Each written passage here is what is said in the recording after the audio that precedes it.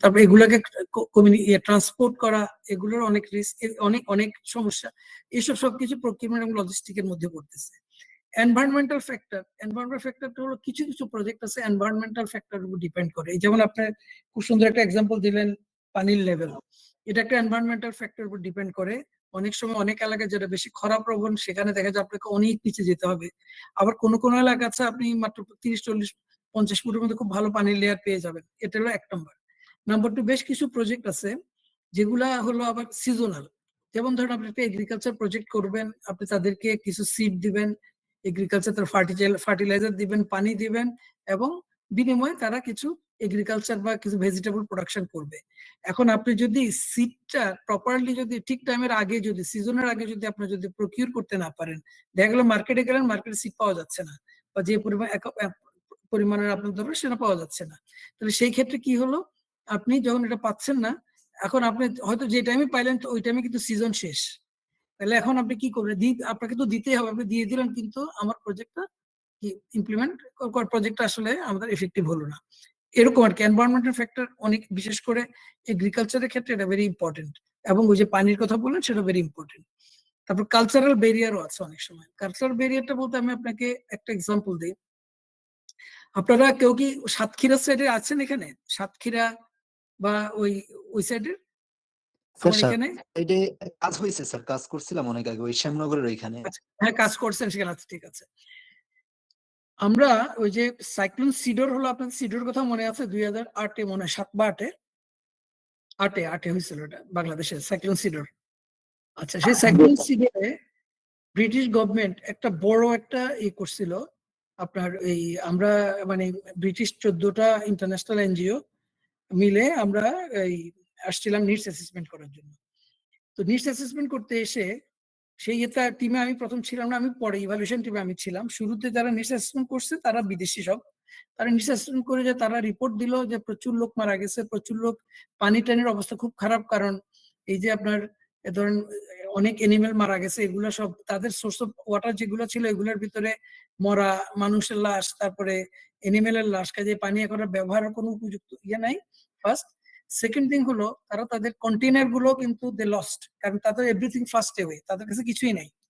তাহলে এখন তো একজন মানুষ খাওয়া ছাড়া 3 দিন বাঁচতে পারে, কিন্তু পানি ছাড়া একদিন বেশি বাঁচতে পারে না, এটা যেটা একটা ইন্টারন্যাশনাল স্ট্যান্ডার্ড। তাহলে ইমিডিয়েট দরকার কি বলছি, ইমিডিয়েটলি আমরা তাদেরকে পানির ব্যবস্থা করতে হবে, পানির সোর্স প্লাস পানির কন্টেইনার, এই যে আমরা জেরিকেন বলি বা হোয়াট এভার ইট ইজ। হ্যাঁ, তো তারা এরপরে করলো কি, বেশ সুন্দর আপনার ভালো ভালো বাকেট, এই যে বালতি খুব দামি দামি, ওই যে কি যা RFL এর বাকেট বা এরকম খুব দামি দামি বাকেট দিয়ে তাদেরকে দিয়ে দিল, প্লাস কিছু করলো আপনার ওই যে প্যান পন্ড সিল্ট ফিল্টার বলে এগুলো। ওখানে আমি জানি না, সাতক্ষীরার দিকে যদি আপনারা কেউ কাজ করে থাকেন আপনারা দেখবেন যে পুকুরে থেকে পানিটা তারা একটা ওই লোকালি ইম্প্রোভাইজড একটা ফিল্টার সিস্টেমের মধ্যে দিয়ে নিয়ে তারপর চাপাকল দিয়ে পানিটাকে তারা ব্যবহার করে।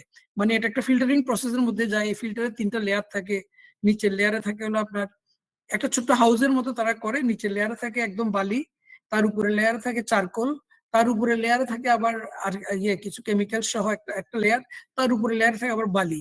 তো পানিটা এই পুরো 4টা লেয়ার দিয়ে যখন আসে, ওই চাপকল দিয়ে তারা যখন পানিটা করে আপনার মানে পানিটা বের করে, তখন কিন্তু পানি 4টা লেয়ার ক্রস করে আস্তে আস্তে যায় মোটামুটি পানিটা একদম পিওর হয়ে যায়। তারা এই ধরনের অনেক কিছু করলো, করে তারা বাস ইংল্যান্ডে যে খুব বড় বড় রিপোর্ট দিল যে আমরা দেখো অ্যাটলিস্ট তাদেরকে কিছু করছি, সেটা হলো তাদেরকে লাইক কিছু শুকনা খাবার দিয়েছে, তারপর তাদেরকে আবার এই যে যত রকমের খাওয়া দরকার যাতে করে তারা কুক করে খেতে পারে সেগুলোর ব্যবস্থা করেছি। সবচেয়ে বড় কথা যেটা, সে পানির ব্যবস্থা করে আসছি, এবং তাদেরকে আমরা বাকেটও দিয়েছি যাতে তারা পানি নিয়ে আসতে পারে। 3 মাস পরে আমরা যখন ইভালুয়েশন করতে গেলাম, আমরা দেখলাম বাচ্চারা ওগুলা দিয়ে কেউ ফুটবল খেলে, ওই যে কি বাকেটটা দিয়ে, কেউ বাকেট এগুলো দিয়ে, কেউ ওই যে গরুর, বাই দিস টাইম তারা কিছুটা মোটা রিকভার করে ফেলছে, গরুর গোবর টানতেছে, ওই গরু দিয়ে ওই যে আমরা বলি এটাকে বলি ঘুটি, ওই যে ইয়ের জন্য আপনার লাকড়ির জন্য ঘুটি বানায় না, দিয়ে পাউডার দিয়ে রান্নার জন্য। হ্যাঁ, কেউ দেখা যাচ্ছে ওই ইয়েটা দিয়ে ঘুটি বানাচ্ছে, কেউ আছে এটার ভিতরে চাল রাখছে বা অন্য কিছু রাখছে। মানে কেউ কিন্তু ওই বালতিটা পানির জন্য ব্যবহার করেনি, যেটা আমরা দিয়েছি বা সরকার ব্রিটিশ গভর্নমেন্ট দিয়েছিল বা ব্রিটিশ গভর্নমেন্টের সাহায্যে দেওয়া হয়েছিল যে তারা এই বাকেটটা কি কাজে ইউজ করবে, ও পানি টানার কাজে ইউজ করবে। এখন আমাকে দেখি একটু বলেন কেন তারা এই বাকেটটা ইউজ করেনি, দেখি আপনাদের দুই একজনের একটা আইডিয়া বলেন তো দেখি। স্যার কয়েকটা কারণ হতে পারে। একটা হচ্ছে যে তারা এটা ইউজ টু না, মানে অভ্যস্ত না। তারপরে এইটার আসলে সঠিকভাবে, মানে যেভাবে দিলে মানুষ এইটা থেকে নিবে এবং উপকৃত হবে এবং দীর্ঘমেয়াদী সাস্টেইনেবল কোনো কিছু হয় নাই, এই কারণে হয়তো বা মানুষ এটাতে আগ্রহী ছিল না। আপনি মোটামুটি 50% কভার করছেন। আর কেউ কি ডিফারেন্ট? আপনারটা ঠিক। এটা একটা ধরুন 2-3টা ফ্যাক্টরের মধ্যে একটা ফ্যাক্টর হলো এটা যে এটা অ্যাপ্রোপ্রিয়েট ছিল না, তারা এটাতে ইউজ টু না। গুড, এটা this is the very important factor. হ্যাঁ, আর কেউ বলেন?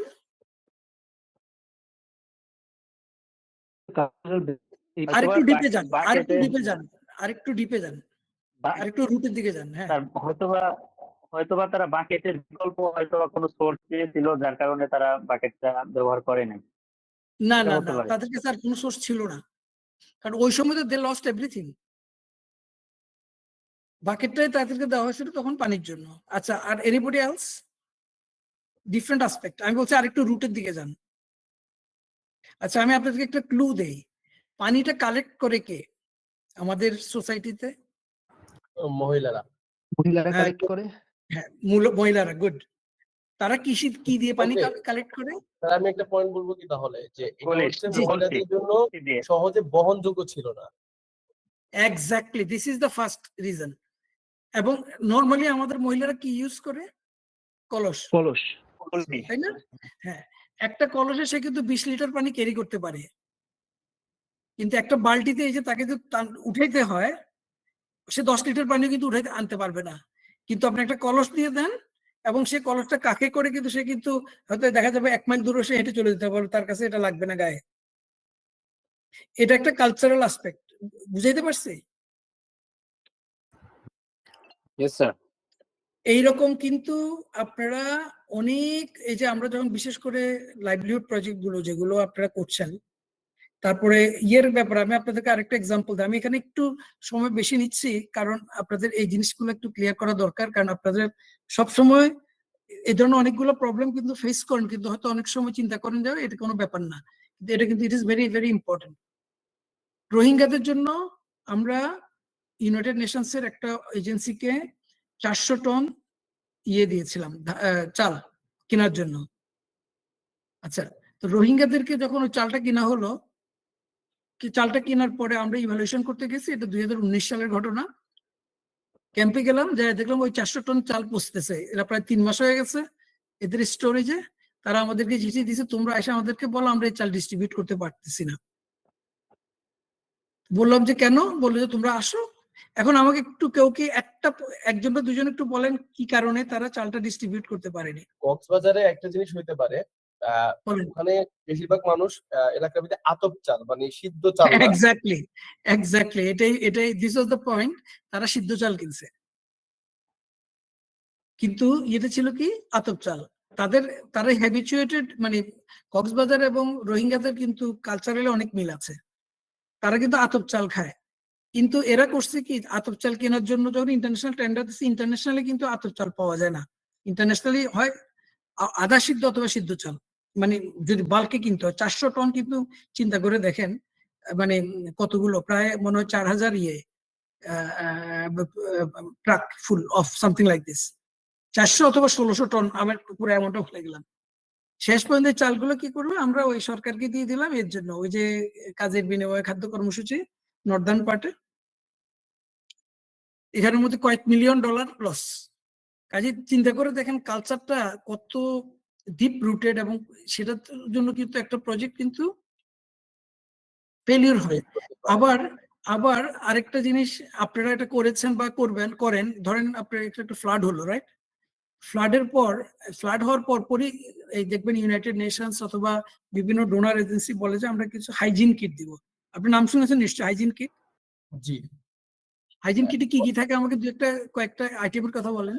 আমি গতকালকে স্যার হ্যান্ড গ্লাভস, মাস্ক, এই ধরনের সেফটি, তারপর হ্যান্ড স্যানিটাইজার, এই ধরনের আচ্ছা, এটা হলো এক সাইড। মহিলাদের জন্য বিশেষ করে দেওয়া হয় ন্যাপকিন।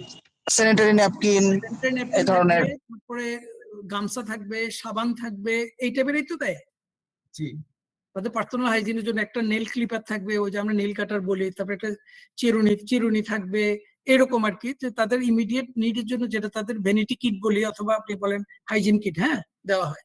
আচ্ছা, এখন আপনারা যখন এই হাইজিন কিটটা দেখছেন, এটা একটু খেয়াল রাখেন এখন থেকে ইন দ্য ফিউচারে, ওই ধরেন ইউনাইটেড নেশনস হোক, WHO হোক, যেই হোক, তারা কি করে, তারা এই প্যাকেটগুলো, তারা একটা প্যাকেটের মধ্যে সবগুলো আইটেম দেয়, দিয়ে তারা কি করে ফ্যামিলি ডিস্ট্রিবিউট করে। এখন ধরেন একটা ফ্যামিলিতে যে মহিলা বলতে বুড়ি আছে, তার বয়স ধরেন 60 হয়ে গেল, তাহলে তার জন্য কি এটা অ্যাপ্রোপ্রিয়েট? সে স্যানিটারি ইয়ে দিয়ে নো, ইয়ে দিয়ে নো। কি করবে? স্যানিটারি ন্যাপকিন দিয়ে সে কি করবে? আবার আরেক ফ্যামিলিতে দেখা গেছে হয়তো মা আছে আর বাচ্চা আছে 3টা মেয়ে, যেগুলোর বয়স ধরেন আন্ডার 10, কিন্তু তারা কিন্তু এই যে যেহেতু 4 জন আছে, 4 জনের হিসাব করেই কিন্তু এগুলো সব দিয়েছে। তারা এগুলো কি করবে? এরকম কিন্তু প্রচুর ওয়েস্ট হয়। আমাদের এই কালচারাল আসপেক্টটা নিয়ে দেখা গেছে আমার হিসাবে প্রায় 20% অফ দ্য প্রজেক্ট আমরা, মানে যে ওয়েস্ট হয়, এই শুধু কালচারাল আসপেক্টটাকে বিবেচনা না এনে। ঠিক আছে, আমি জাস্ট 3-4 ধরনের এক্সাম্পল দিলাম যাতে আপনাদের মাথার মধ্যে এই জিনিসটা মানে ঢুকে যায়। নেক্সট টাইম আপনি যখনই এই ধরনের কোনো কিছু করতে যাবেন, কালচারটাকে আগে সবচেয়ে আগে নিয়ে আসবেন। বাংলাদেশের দেখা যাবে যে পাশাপাশি 2 গ্রামের মধ্যে কিন্তু কালচার কিন্তু 2 রকম। আবার আমরা করি কি, চিড়া দিয়ে দেই, মানে চোখ বন্ধ করে সবাই চিড়া দিয়ে দেই। এই যে যখন এরকম কোনো ফ্লাড হয় না 2-3 দিন, ভাই বাংলাদেশে কত লোকে চিড়া খায় আমাকে বলেন? চিড়া খাওয়ার অভ্যাস কাদের কার কার আছে? এক রোজা কিছু কিছু এলাকাতে রোজার মধ্যে তারা হয়তো ইফতারের সময় চিড়া খায়। আর এই চিড়া খাওয়ার জন্য আপনি চিড়া দিচ্ছেন, হয়তো দেখা যায় পানি দেন নাই। তো পানি যদি না দেন, সে চিড়া ভেজাবে কিসে? চিড়া কিসে এমনি খাইতে পারবে? চিড়া দিচ্ছেন, তাকে তো গুড় দিতে হবে সাথে করে, গুড় অথবা চিনি দিতে হবে, তাই না? কিন্তু আমরা দেখেন, আমরা যখন সবাইকে ডিস্ট্রিবিউট করে আমরা কি দেই, আমরা কিন্তু ওই চিড়া একটা আছে আমাদের কমন, এই যখন একটা ফ্লাডের পরে চিড়া থাকবে তো 3 কেজি, এই থাকবে 2 কেজি, ওই পানি থাকবে 1 কেজি, দেখা যাবে চিড়াটা ভিজাতে পানি শেষ, সে খাবে কি? পানি কি সে পান করবে কোত্থেকে? তারপরে আরো আছে, এই যে এটা কিন্তু আমি পেপারে খুব লেখালেখি করছিলাম এবার গত ফেনীর ফ্লাডের পর। সবকিছু নিয়ে যাচ্ছি, আপনাকে তাকে চাল দিচ্ছেন, ডাল দিচ্ছেন, সবকিছু দিচ্ছেন, কিন্তু তা তো চুলাই নাই। চুলার কথা সবাই ভুলে গেছে, তো সে রান্না করবে কিভাবে? এই জন্য কিছু ইন্টারন্যাশনাল স্ট্যান্ডার্ড এখন আছে, এগুলো আমি পরে কোনো এক সময় ইনশাল্লাহ ডিজাস্টার প্রিপেয়ারনেস আসলে আমি আপনাদেরকে এগুলো নিয়ে আলোচনা করব।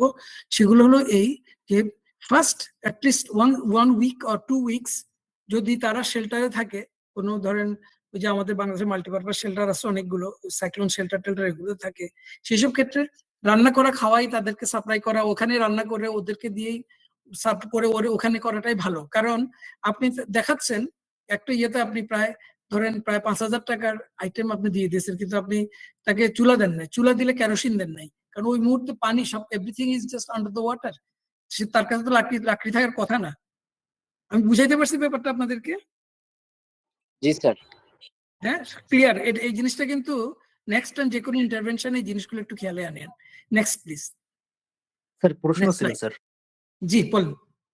স্যার আপনি এখানে রেগুলেটরি সাপোর্টের বিষয়টা ব্যাখ্যা করছেন, বাট কোনো কারণে বা কোনো পলিসির কারণে, লোকাল অ্যাডমিনিস্ট্রেশনের পলিসি বা ন্যাশনাল পলিসির কারণে কোনো প্রজেক্ট ব্যর্থ হয় কিনা, এরকম কোনো এক্সাম্পল যদি থাকে? আচ্ছা, সেখানে আসলে আমি এটা ইচ্ছে করে ইয়ে করে গেছি যে আপনাদের প্রজেক্টের জন্য এটা খুব একটা বেশি রিলেভেন্ট হবে না, মানে এটা আপনাদেরকে এফেক্ট করবে না, এগুলো হলো ইন্টারন্যাশনাল প্রজেক্টের জন্য।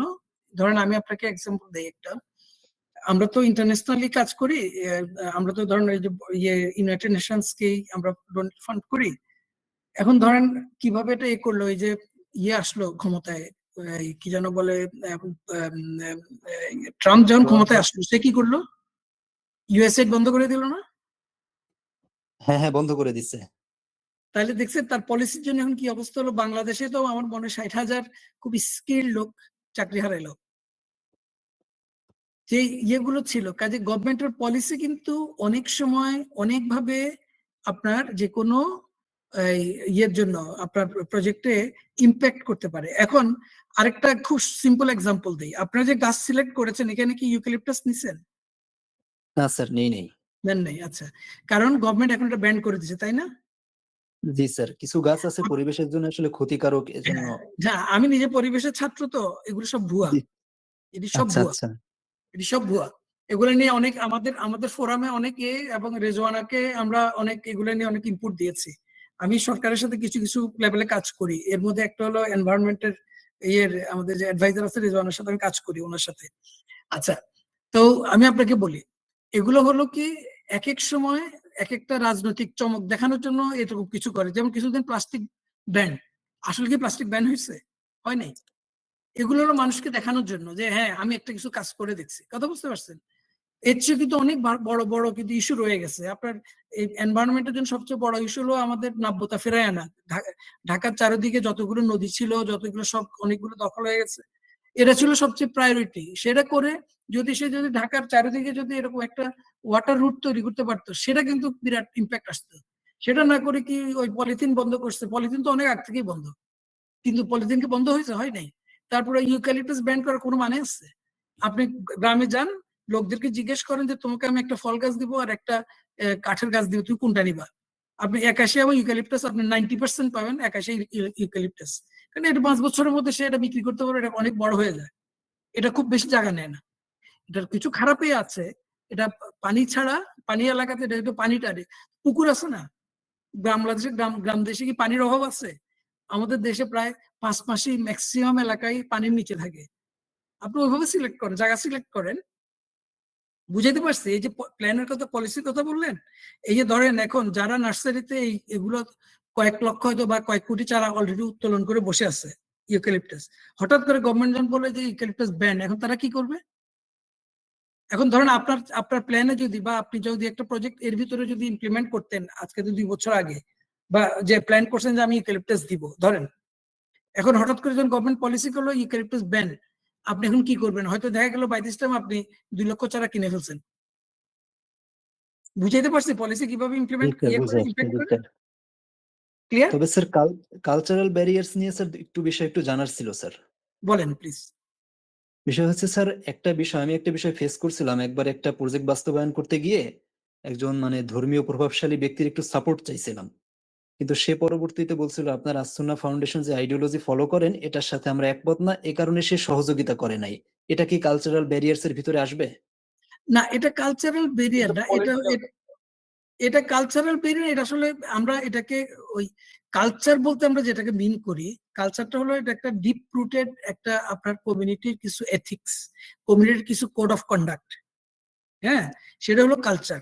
আর আপনি যেটা বলছেন এটা হলো তার, আমরা যেটাকে বলি হলো যে সুপারস্টিশন বলেন, অথবা তার কি যেন বলে এটা, তার খুব সংকীর্ণ দৃষ্টিভঙ্গি, সংকীর্ণ দৃষ্টিভঙ্গি। হ্যাঁ, বাংলাদেশ এটাও কিন্তু একটা কিন্তু বড় চ্যালেঞ্জ কিন্তু বাংলাদেশের জন্য, তবে স্যার, এটাও কিন্তু একটা বড় আরেকটা বিষয় চ্যালেঞ্জ। হচ্ছে, হ্যাঁ, জি বিভিন্ন প্রজেক্ট দেখা যায় গ্রামগঞ্জে রান করা হয় বিভিন্ন সংস্থা থেকে, যে অ্যাডোলেসেন্স হেলথ নিয়ে মানে হ্যাঁ কিছু হ্যাঁ সচেতনতা করা, কিন্তু সেই কাজগুলো কিন্তু তারা স্মুথ ভাবে করতে পারে না। তো এটা কি কালচারাল ব্যারিয়ার্স এর ভিতর পড়বে হ্যাঁ, নাকি এটা অন্য এটা কোনো এটা এটা কিছু? একটা কালচারাল ব্যারিয়ার, এটা একটা কালচারাল ব্যারিয়ার। খুব সুন্দর একটা এক্সাম্পল দিয়েছেন। তার কারণটা হলো কি, জি স্যার। আমরা ধরেন আমি আপনাকে বলি রিপ্রোডাক্টিভ হেলথ, যেটা সেক্সুয়াল এন্ড রিপ্রোডাক্টিভ হেলথ, বাংলাদেশে এটাকে যেভাবে বিগত গভর্নমেন্টের পলিসিতে যেভাবে এটাকে প্লেস করছে, তারা দিনের মধ্যে ওভার দ্য নাইট তারা এটাকে চেঞ্জ করে তারা বাংলাদেশকে এমন একটা পর্যায়ে নিয়ে যেতে চাইছে, যেটা ধরেন ইংল্যান্ডের মতো জায়গায় সেই পর্যায়ে যেতে কমপক্ষে 30 বছর সময় নিচ্ছে ওরা। কারণ একটা কালচারকে আপনি চেঞ্জ করতে হলে কিন্তু আপনি কালকে যদি বলেন ইভেন পলিসি করে চেঞ্জ করেন, এই করেন সেই করেন, আপনি কিন্তু পারবেন না।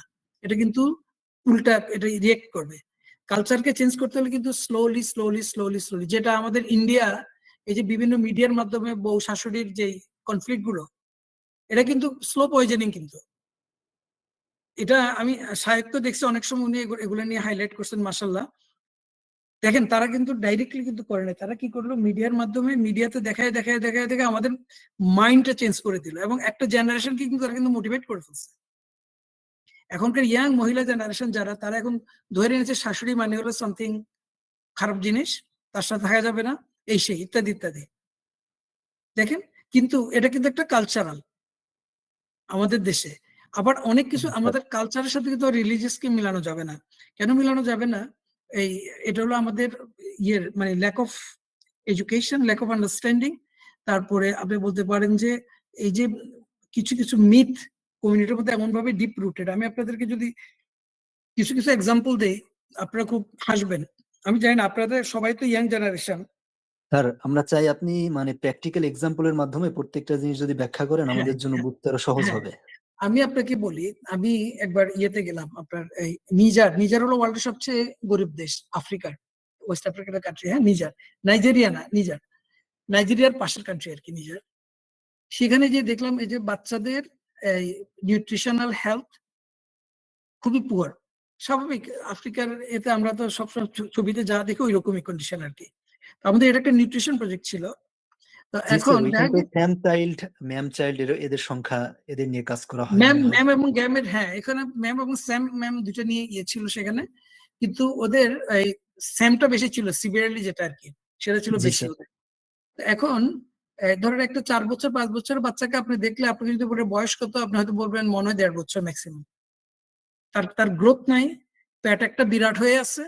তারপরে আরো কি আছে আপনার, মানে তার মাথা একটা অনেক বড়, মানে একটা টিপিক্যাল আপনার ম্যালনারিশ চিলড্রেন দেখতে যেরকম, ঠিক ওইরকমই।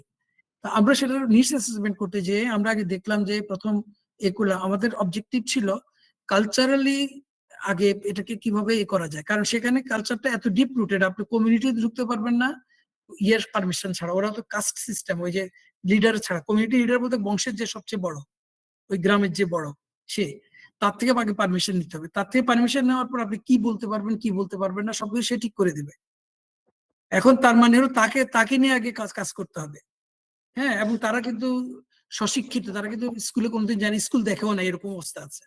যাই হোক, আমরা সার্ভে করতে যে দেখা গেল যে সেখানে প্রচুর মুরগি আছে, কারণ এটা তাদের বন মোরগের মতো, এবং সেখানে প্রচুর ডিম, তার বাচ্চারা ডিম দিয়ে খেলে, ওই যে মার্বেল খেলে। বিশ্বাস করবেন, বাচ্চারা ডিম দিয়ে মার্বেল খেলে, কিন্তু কিন্তু ডিম খায় না। জিজ্ঞেস করলাম কেন ডিম খায় না কেন, বলছে না, ডিম খেলে এরা এরা পরবর্তীতে এরা ইম্পর্টেন্ট হয়ে যাবে, বুঝতে পারছেন, তাদের আর বাচ্চা দেওয়ার ক্ষমতা থাকবে না ভবিষ্যতে। অথচ এই ডিমটাই কিন্তু তাদের, ডিমটা এত অ্যাভেলেবল, এই যে বললাম যে এরা ফেলে রাখে, মুরগি এখানে সেখানে ডিম পেড়ে চলে যায়, ওখানকার তো মুরগি তাদের তারা তো ঘরে তাহলে পালেও স্যার না, মানে এগুলো ছেড়ে স্যাম দেয়। হওয়ার তো কোনো কারণই নাই। হ্যাঁ, মানে এই ম্যাল নিউট্রিশনে ভোগার তো কোনো কারণই নাই, তাদের কারণ কাছে তো নাই। অ্যাভেলেবল প্রোটিন সোর্স হ্যাঁ, আছে। যে কিন্তু কিন্তু তারা কিন্তু অপুষ্টিতে ভুগতেছে, অথচ তাদের ডিমের ওই যে কালচারাল, এবং কালচারাল শুধু ডিম খাবে মহিলারা, পুরুষের ডিম খেতে পারবে না। অত দেখেন সম্পূর্ণ উল্টাই। এখন আপনি কালচারাল ইয়েটাকে কিভাবে আপনি ব্রেক করবেন? এটা ব্রেক করতে গেলে তো আপনাকে তো হয়তো সে গলা কেটে মেরেই ফেলবে, আপনাকে বাইরেতে দিবেন ওখান থেকে। এই টাইপের আপনারা দেখেন, এই যে বাংলাদেশের প্রত্যেকটা গ্রাম বা প্রত্যেকটা উপজেলায় বা প্রত্যেকটা ইউনিয়নে যখন যাবেন, আপনারা একটু খেয়াল রাখেন, চোখ কান খোলা রাখলে দেখবেন যে এক এক জায়গায় ইভেন কথার মধ্যেও কিন্তু অনেক আছে আপনার ওয়ার্ডিং এর মধ্যে। কোনো এক জায়গায় আমরা তো বলি যে এক এলাকার গালি আরেক এলাকার বুলি, এরকম একটা কথা আছে না, কোন এলাকার বুলি কোন এলাকার গালি, এগুলোর মধ্যে সাথে কিন্তু কালচার কিন্তু লিঙ্কড। তারপরে কাজে এগুলো এখন ওই কালচারের আসপেক্টে করতে গেলে আমাকে কমপক্ষে 2টা লেকচার দিতে হবে, মানে আমি ইন দ্য ফিউচার ইনশাল্লাহ যখনই আমি কোনো এক্সাম্পল দেওয়ার সুযোগ আসবে, তখন আমি আপনাদের সাথে আরো ডিটেইল বা স্পেসিফিক এক্সাম্পল আলোচনা করব। বাট ফর দ্য টাইমিং আমি কিছু এক্সাম্পল দিয়েছি আপনাদেরকে। আশা করি মানে এই জিনিসটা আপনারা যখন যাবেন, আপনারা তো 2-4টা এক্সাম্পল দিয়ে বুঝতে পারছেন, যাবেন যে আপনারা এই কালচারাল আসপেক্টটাকে একটু আগে আগে দেখবেন যে আসলে তাদের, আপনি যে কাজটা করতে যাচ্ছেন ওই কাজটার সাথে তারা কালচারালি কতটুকু ফিট বা কতটুকু ফিট না। ঠিক আছে, আপনি, হ্যাঁ। আমি আরেকটা কালচারাল আসপেক্টটা বলি, সেটা হলো ধরেন এই যে মেল ফিমেল রিলেশনস ব্যাপারটা নিয়ে। বাংলাদেশের আপনি যদি চিটঙ্গে যান, আপনি সেখানে যদি মহিলাদেরকে দিয়ে কাজ করতে যান, আপনি অনেক প্রবলেম ফেস করবেন। ডাজন্ট ম্যাটার সেই মহিলা কি কতটুকু গরিব বা কিছু, বাট আপনি যদি রংপুরে যান, আপনি পুরুষদেরকে নিয়ে কাজ করতে গেলে আপনি সমস্যায় পড়বেন, ওখানে মহিলারাই কাজ করে ফিল্ডে। আমি এমনও দেখেছি বেগম রোকেয়া ইউনিভার্সিটির ছাত্রী, সে ওই আলু খেতে করতে, আলু তুলতেছে ডেইলি লেবার বেসিস। কাজে এই যে 2টা কালচার, এখন আপনি যদি রংপুরে যায়, যদি পুরুষরা কাজ কম করে বা পুরুষরা কাজ করলেও তারা বাইরে চলে যায়, তারা খুব কমই থাকে ইউরোপ করে, ওই মহিলারা সব কাজগুলো করে। কাজে ওখানে আপনি যদি প্রজেক্ট টার্গেট নেন, আপনাকে চিন্তা করতে হবে এখানে মহিলাদেরকে আমার কিছু করতে হবে। আবার চিটং গেলে আপনি যদি মনে করেন যে আমি যেহেতু রিলিজিয়াস, আপনি যদি মনে করেন যে না আমি মহিলাদেরকে নিয়ে কাজ করে, আপনার প্রবলেম ফেস করবেন, সেখানে আপনাকে একটা ব্যালেন্স অ্যাপ্রোচ দিতে হবে, মহিলা পুরুষ দুইটা অথবা পুরুষ, something like this. So this are some of the cultural facts, cultural aspect that আপনার ইউ হ্যাভ টু কনসিডার। এবং এগুলো কিন্তু ডিপেন্ড করবে কি ধরনের প্রজেক্ট করছেন আপনি, সেটার উপর আপনার অবজেক্টিভটা কি, আপনার টার্গেট গ্রুপ কি, আপনি কিভাবে কাজটা করতে চাচ্ছেন, সবকিছু মিলায়ে এই কালচারাল ইনফ্লুয়েন্সটা থাকবে। আমি আপনাদেরকে বলবো যে আপনারা একটা কাজ করতে পারেন, সেটা হলো অনলাইনে যে একটু চেক করে একটু প্লিজ পড়ে আমাকে নেক্সট সেশনে ইনশাল্লাহ আমাকে একটু ফিডব্যাক দিয়েন যে আপনারা কে কি ধরনের কালচারাল আর কি পেয়েছেন। মানে আমাদের 4-5টা এক্সাম্পল দিলাম, আর নতুন কোন এক্সাম্পল পেয়েছেন কিনা, ইটস ভেরি ইন্টারেস্টিং। কিন্তু আপনারা যদি এটা দেন যে cultural aspects, how cultural aspects influence project implementation, অনেক পেয়ে যাবেন। আপনি দিয়ে দেন উইথ রেসপেক্ট টু বাংলাদেশ দিয়ে দেন, দেখবেন যে চলে আসবো। স্যার আমি একটু ছোট্ট করে একটা অভিজ্ঞতা শেয়ার করতে যাচ্ছি, সেটা হচ্ছে যে আমাদের এই যে বন্যা, যে রিসেন্ট বন্যার যে প্রকল্পটা গেল, এখানে তো আপনি জানেন এটা বড় ম্যাসিভ আকারে ছিল, এবং নোয়াখালীর যে বন্যাটা ছিল আর কি, নোয়াখালী এই বন্যাটা আমাদের ওই সারা দেশ থেকে বিভিন্ন মানুষ, বিভিন্ন প্রতিষ্ঠান, বিভিন্ন ধরনের ডোনেশন এর পাশাপাশি কিছু উপকরণও দিত, যেমন তেল, ডাল, এই ধরনের বিভিন্ন প্রতিষ্ঠান দিয়েছে। ঠিক সেভাবেই কিছু প্রতিষ্ঠান তারা স্যানিটারি ন্যাপকিন দিয়েছে, যেমন মানে সাধারণত মহিলাদের জন্য যে কাজগুলো লাগে, মহিলাদের স্যানিটারি ন্যাপকিনের জন্য হিউজ অ্যামাউন্ট আসছে, হিউজ পরিমাণ আসছে। তো আমরা কিছু যেন অপচয় ওয়েস্ট না হয়, কারণ ওই সময়টাতে ওইটা বন্যা এলাকায় খুব বেশি দেওয়া যায় না, এবং বন্যা এলাকার পাশাপাশি আমরা উত্তরবঙ্গেও কিছু দিয়েছি। তো দেখা গেছে যে বাংলাদেশের মহিলারা, মানে মা চাচিরা যারা আছেন, যেই জেলাগুলোতে আমরা দিয়েছি, এবং উত্তরবঙ্গ 1-2টা জেলাতে আমরা দিয়েছি একদম বন্যাত্ম এলাকায়, তো তারা এগুলা বুঝতেছে না যে আসলে কি।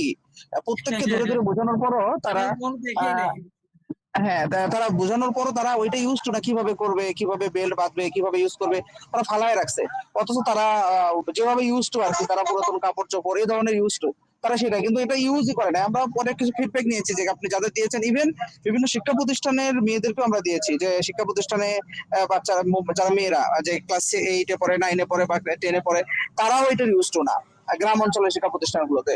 তো এটা একটা আমার কাছে জানি না এটা কালচারাল এর সঙ্গে রিলেটেড কিনা। কালচারাল অবশ্যই এটা কালচারাল এসেন্সে, যে আপনি ধরেন কালচারটা কিন্তু এটা ইজ এ কম্বিনেশন, এটা কিন্তু শুধু কালচার বলতে একটা ওয়ার্ড, কালচারটা word, but this is just a combination of belief, combination of traditional practices, combination of knowledge and combination of superstition, এর 4-5টা ফ্যাক্টর সবকিছু মিলায় কিন্তু একজন লোকের কালচারকে সে ইনফ্লুয়েন্স করে। যে এক জায়গায় এটা এক একটা ডমিনেন্ট হয়, কোথাও তো যাবে সুপারস্টিশন, যেটা আমরা কুসংস্কার যেটা বলি, সেটাই হয়তো ডমিনেন্ট এই কালচারের জন্য। কোথাও যে আপনি হয়তো দেখবেন যে তার বিলিফ, তার যে ওই যে আপনি একটু এক্সাম্পল দিলেন যে আপনার আলসুন্না, কাজে আপনার আমাদের সাথে, আপনাদের সাথে আমার আকিদা মিল নাই, কাজে আমি দিব না, এটা কিন্তু তার বিলিফ, এটাও কিন্তু কালচারের পার্ট, বাট এটা তার বিলিফ, বা এটা তার ওই যে সংকীর্ণ মানসিকতা ধরতে পারেন। তো এইভাবেই কিন্তু আপনার এই মানে বিভিন্ন ফ্যাক্টর গুলো আছে। আপনি এটা একটু ইন্টারেস্টিং, আপনি একটু অনলাইনে চেক করে আমাকে নেক্সট সেশনে ইনশাল্লাহ কিছু ফিডব্যাক দেন। আমরা এবার নেক্সট ইতে চলে যাই প্লিজ। এখন তাহলে আমরা মোটামুটি রেজাল্ট ফ্রেমওয়ার্কটা, জি নেক্সট ক্লিক করেন আরেকবার। রেজাল্ট ফ্রেমওয়ার্কটা বলতে আমরা যেটা মিন করতেছি, দেখেন আমি এটাকে একটা টার্ম ইউজ করছি এখানে, এটা একটা স্ট্র্যাটেজিক টুল। তাহলে রেজাল্ট ফ্রেমওয়ার্ক একটা টুল, কিন্তু টুল বলতে তো বুঝছেন যে আমরা একটা প্রজেক্ট ম্যানেজমেন্ট টুল, এটা to plan, monitor and evaluate the progress and impact of the project. It clearly links project activities to expected result, illustrating how input leads to activities, outputs, outcome and goal. এটা হলো, আমি পরে একটা practical example আপনাদেরকে এই প্রজেক্টের একটা practical example দিব, তখন আমি আপনাদেরকে এটা এক্সপ্লেইন করব যে আমরা যে বিভিন্ন হায়ারার্কি বললাম, যে বিভিন্ন লেভেলে যে দেখালাম, প্রথমে ধরেন অ্যাক্টিভিটি, তারপর আসছে আউটপুট, তারপর আউটকাম, তারপর আসছে আপনার গোল বা আমাদের ইম্প্যাক্ট। নিচের যে অ্যাক্টিভিটি গুলোর সাথে আপনি যে আউটপুটটাকে আপনি লিঙ্ক করতেছেন, এই অ্যাক্টিভিটি গুলো আসলে কিন্তু ওই আউটপুটের সাথে যদি লিঙ্ক না থাকে, তাহলে কিন্তু আপনার এই রেজাল্ট ফ্রেমওয়ার্কটা শুদ্ধ হলো না, এটা লিঙ্ক থাকতে হবে। আমি নিচে যে কাজটা করতেছি সেই কাজগুলোর ফলে তার উপরের লেয়ারের কাজটা আমি পাচ্ছি কিনা।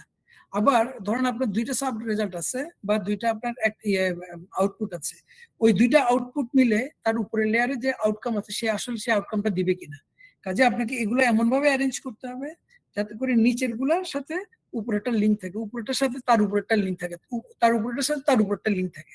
যদি এই লিঙ্কটা না দেখাইতে পারেন তাহলে কিন্তু আপনার এই প্রজেক্টটা, আপনি প্রজেক্টের কোনো ইভালুয়েশন করতে পারবেন না, মনিটরিং করতে পারবেন না, প্রজেক্ট ইমপ্লিমেন্টেশন করতে পারবেন না।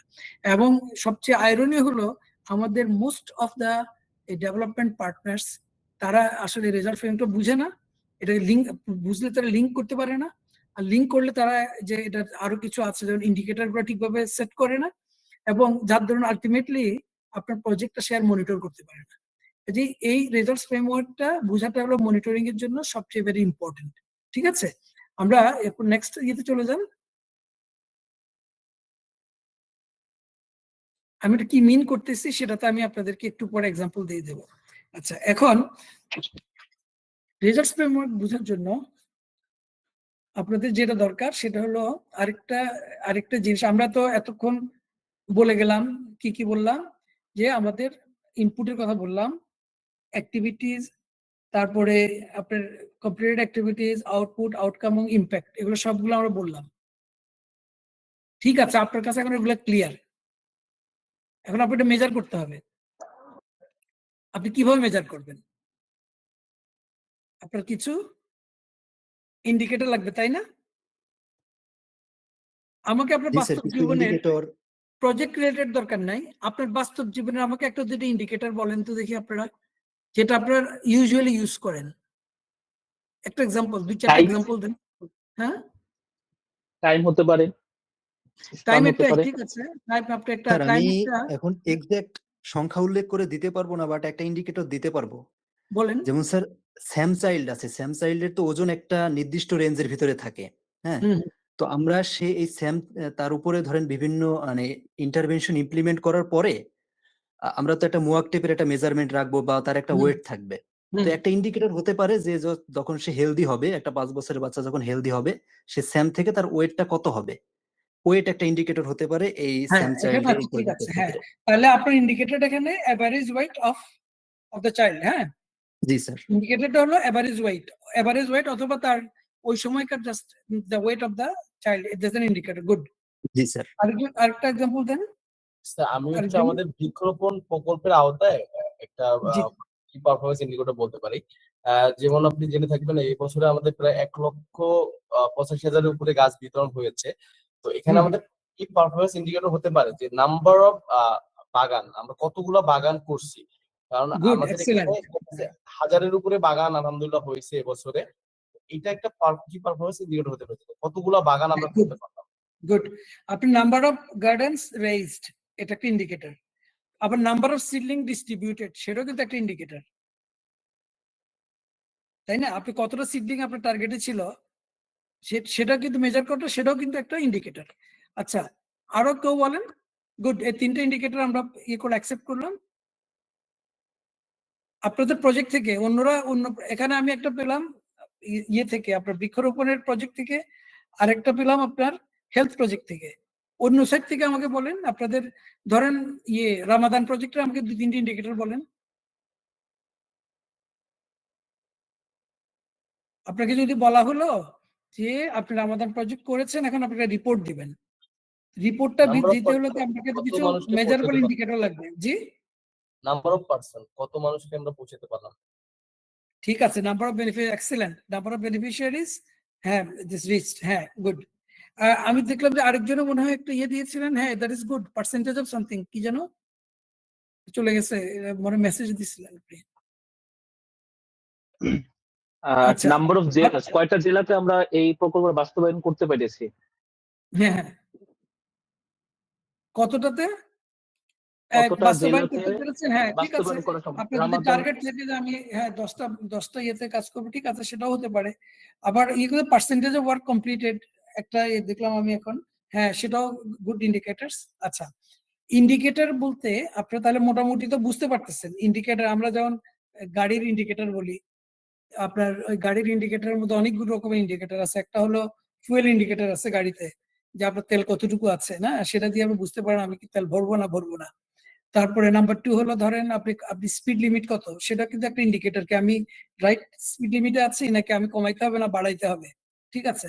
তারপরে আপনার ওখানের মধ্যে আরো কয়েক ধরনের ইন্ডিকেটর আছে, যেমন আপনার ওই যে ইঞ্জিন অয়েল, ইঞ্জিন অয়েলের একটা লেভেল কতটুকু ঠিক আছে কিনা, তারপর আপনার ওই যে ওয়াইপারের যে পানি সেটা আছে, এগুলো সবগুলো চেক করা যায়, অনেকগুলো ইন্ডিকেটর আছে।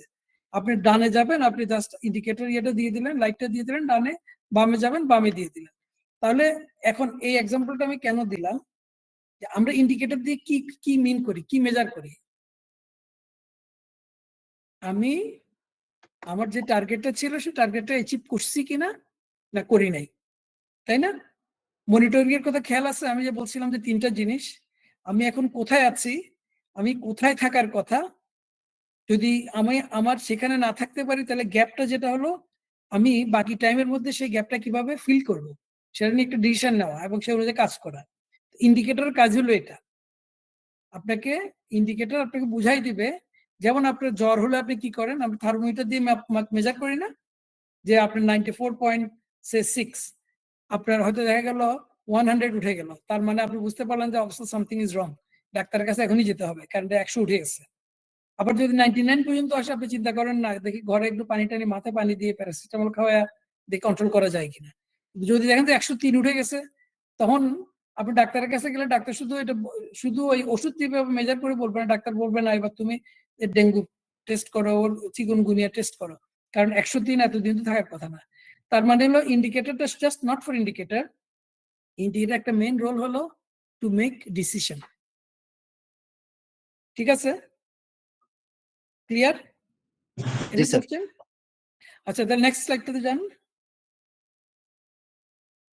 তাহলে ইন্ডিকেটরটা হলো a measurable value that demonstrate how effectively a project is achieving key objectives, right? It serves as a vital tool for tracking progress, evaluating success and making informed decision. যেটা আমি বললাম যে ইন্ডিকেটর দিয়ে শুধুমাত্র আপনি মেজার করলে হবে না। আমি ধরেন আপনার ইয়েতে কি যেন বলে, আপনাকে একটা থার্মোমিটার দিয়ে আপনি মেজার করে দেখলে আপনার 102 আছে টেম্পারেচার। এখন আপনি যদি বলেন যে ওকে 102 ঠিক আছে, মাপলাম তো, ইন্ডিকেটর তো আমার আছেই, ইন্ডিকেটর দিয়ে আমি মাপলাম 102, অসুবিধা নাই, ঘরে বসে থাকি। পরের দিন উঠলো 103, আপনার ওই 103 দিয়েও কিন্তু আপনি কোনো ডিসিশন নিতে পারলেন, কোনো ডিসিশন নিলেন না এই ইয়েটা দিয়ে। আলটিমেটলি দেখা যাবে এটা আপনার হেলথের জন্য একটা বিরাট এফেক্ট করবে ইন দ্য লং রান। কাজেই ইন্ডিকেটরটা আপনাকে অলওয়েজ বলবে যে তুমি কোথায় আছো, কোথায় থাকার কথা। যদি না তুমি যদি সেখানে না পৌঁছতে পারো, তোমার টার্গেট যদি মিট না হয়, তাহলে তোমার কি অ্যাকশন নিতে হবে, এবং সেই অ্যাকশনটা শুধু সিদ্ধান্ত নিলে বসে থাকলে হবে না। আপনি সিদ্ধান্ত নেন তাহলে আমি ডাক্তারের কাছে যাইতে হবে যেহেতু আমার 103 হয়ে গেছে, কিন্তু আপনি সিদ্ধান্ত নিয়ে যদি ঘরে বসে থাকেন তাহলে কি কাজ হবে? আপনি ডাক্তারের কাছে যেতে হবে। ঠিক ইন্ডিকেটরের একই কাজ, আপনি সিদ্ধান্ত নিয়ে নিচ্ছেন, নেওয়ার পরে আপনাকে এটা অ্যাকশন করতে হবে, অ্যাকশন করে দেন আপনাকে দেখতে হবে যে আপনি আপনার কাজটা অ্যাচিভ করতেছেন কিনা। এটা হলো কি performance indicator. Next slide please. Indicator আমি পারপাস গুলো বললাম, একটা হলো আপনার প্রোগ্রেসটা মেজার করা, আপনি যেখানে থাকার কথা সেখানে যাচ্ছেন কিনা।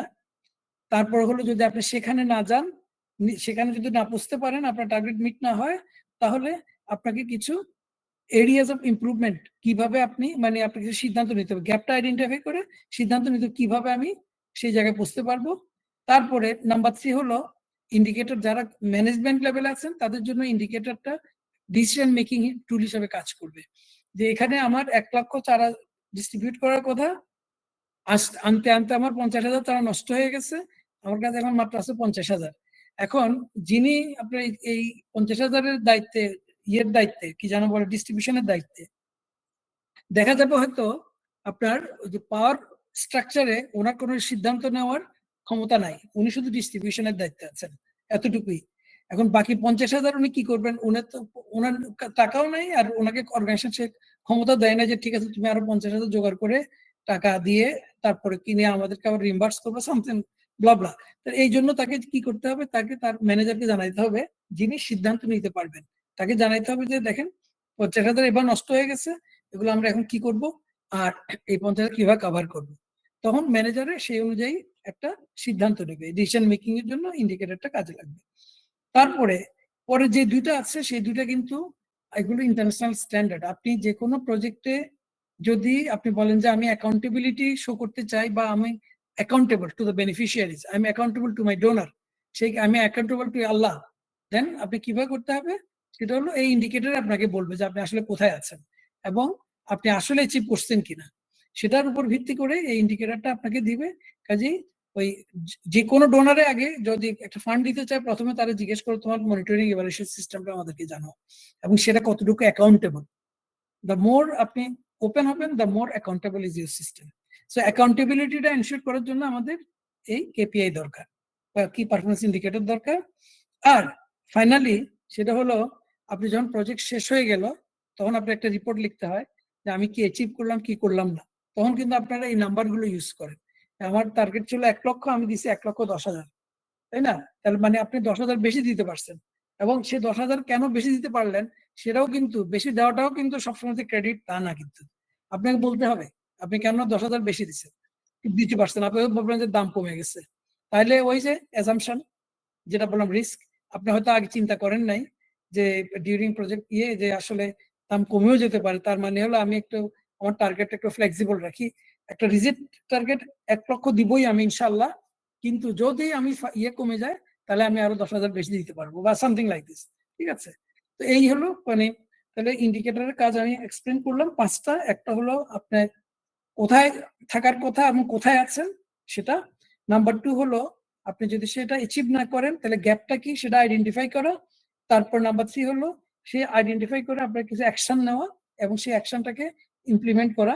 নাম্বার 4 হলো এই ইন্ডিকেটরটা আপনি এর কাছে পাঠাবেন, আপনার ম্যানেজমেন্টের কাছে পাঠাবেন, যাতে করে ম্যানেজমেন্ট আপনার প্রোগ্রেস এবং ইন্ডিকেটরের প্রোগ্রেস দেখে সে একটা সিদ্ধান্ত নিতে পারে।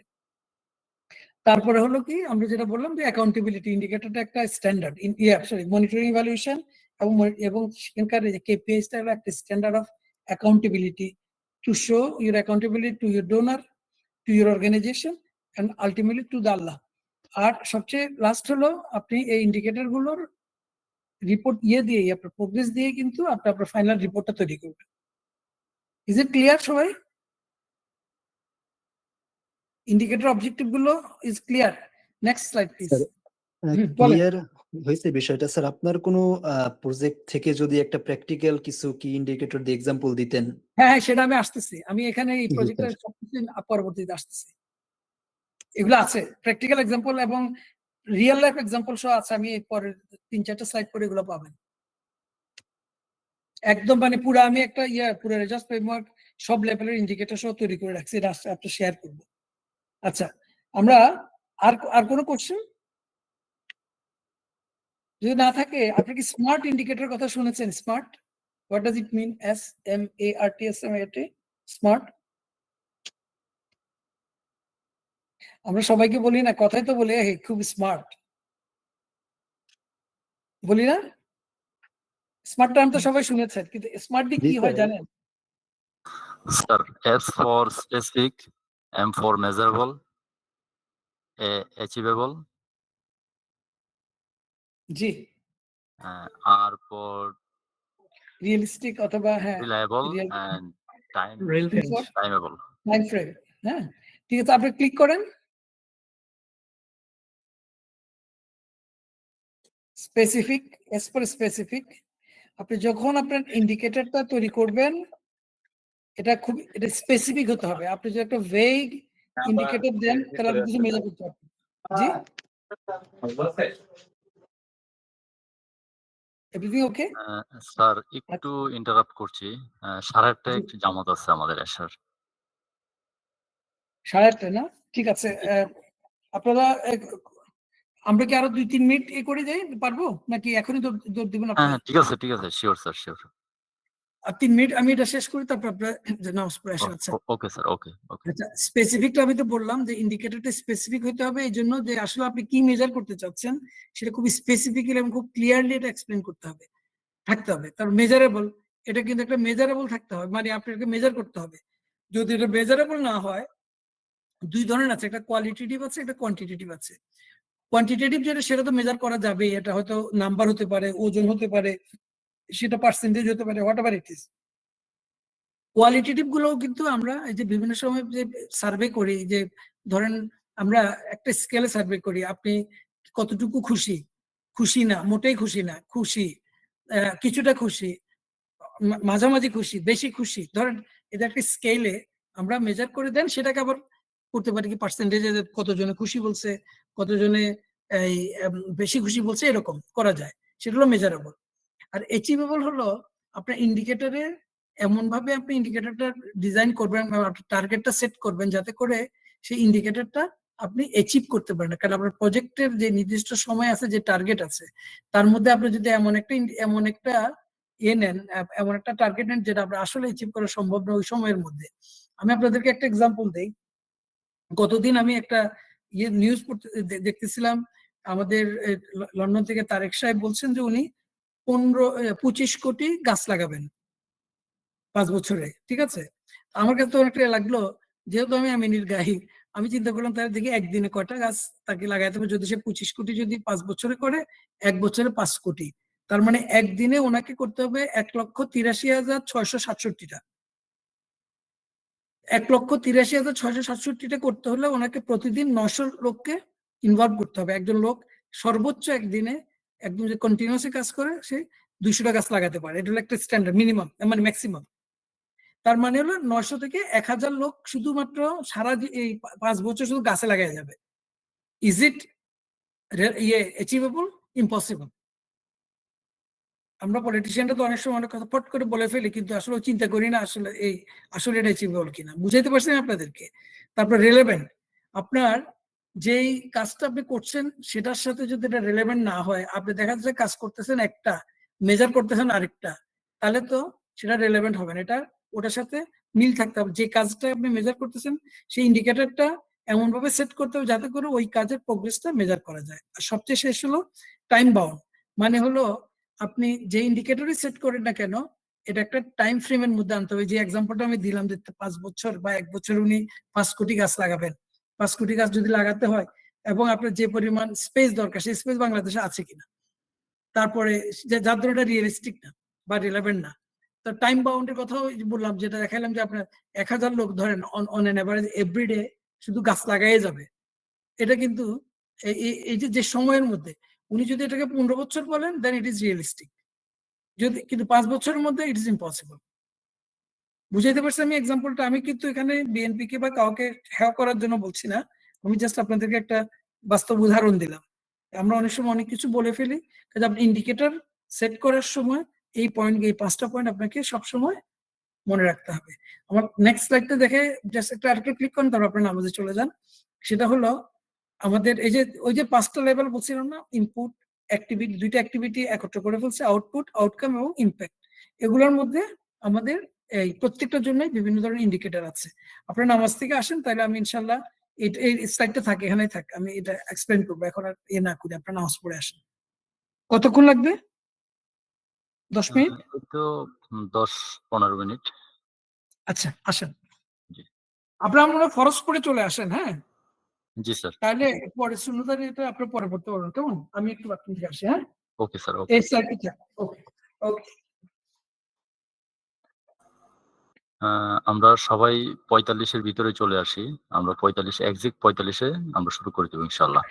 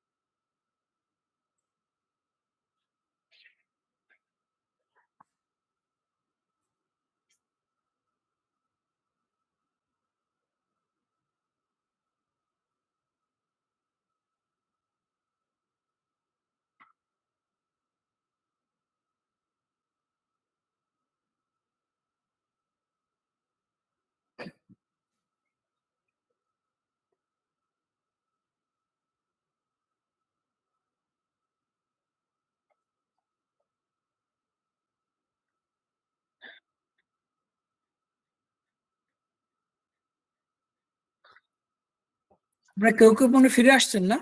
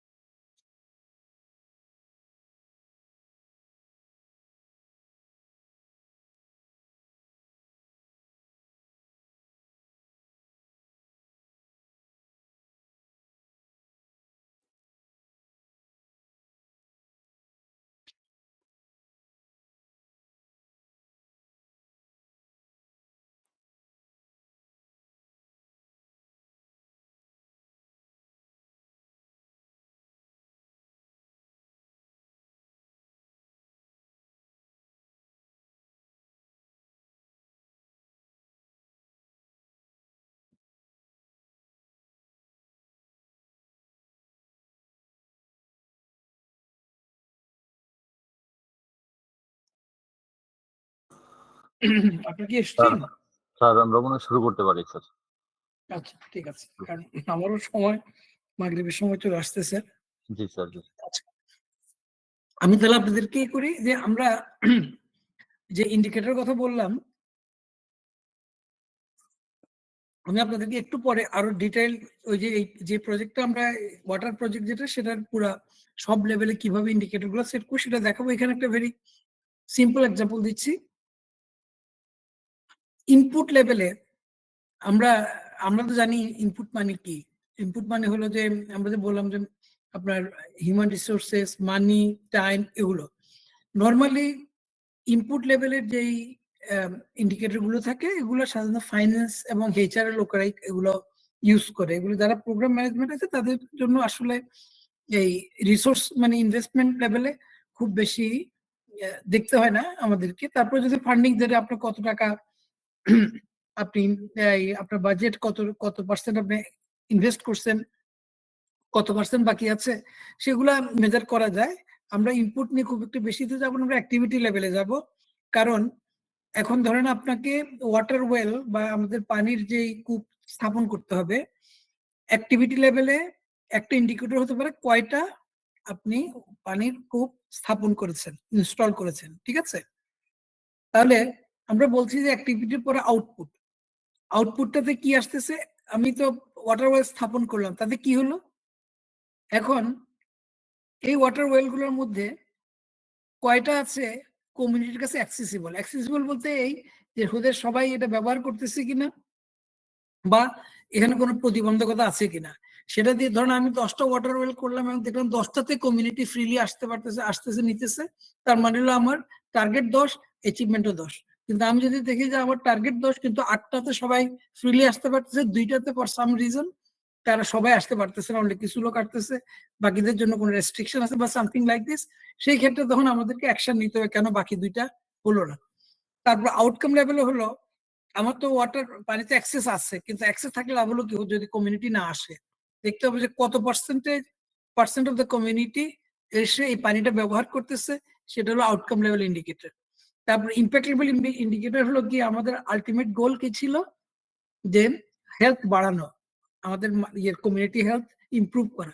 ওয়ান অফ দ্য ইন্ডিকেটর হলো ইনসিডেন্স অফ ওয়াটারবোর্ন ডিজিজেস, কতগুলো ওয়াটারবোর্ন ডিজিজ রিপোর্ট হলো এই প্রজেক্ট পিরিয়ডে বিফোর দ্য প্রজেক্ট, কয়টা দেখা যেত তখন ডায়রিয়া, তারপরে কলেরা, তারপরে টাইফয়েড, ওয়াটারবোর্ন ডিজিজেস কতটা কেস আগে হলো, আর এই প্রজেক্ট হওয়ার পর যখন মানুষ এটা ইউজ করা শুরু করলো, প্রজেক্টের শেষে যে আবার মেজার করলাম, ডিফারেন্সটা বলে দিবে আমার এই প্রজেক্টে কোনো ইম্প্যাক্ট আছে কিনা।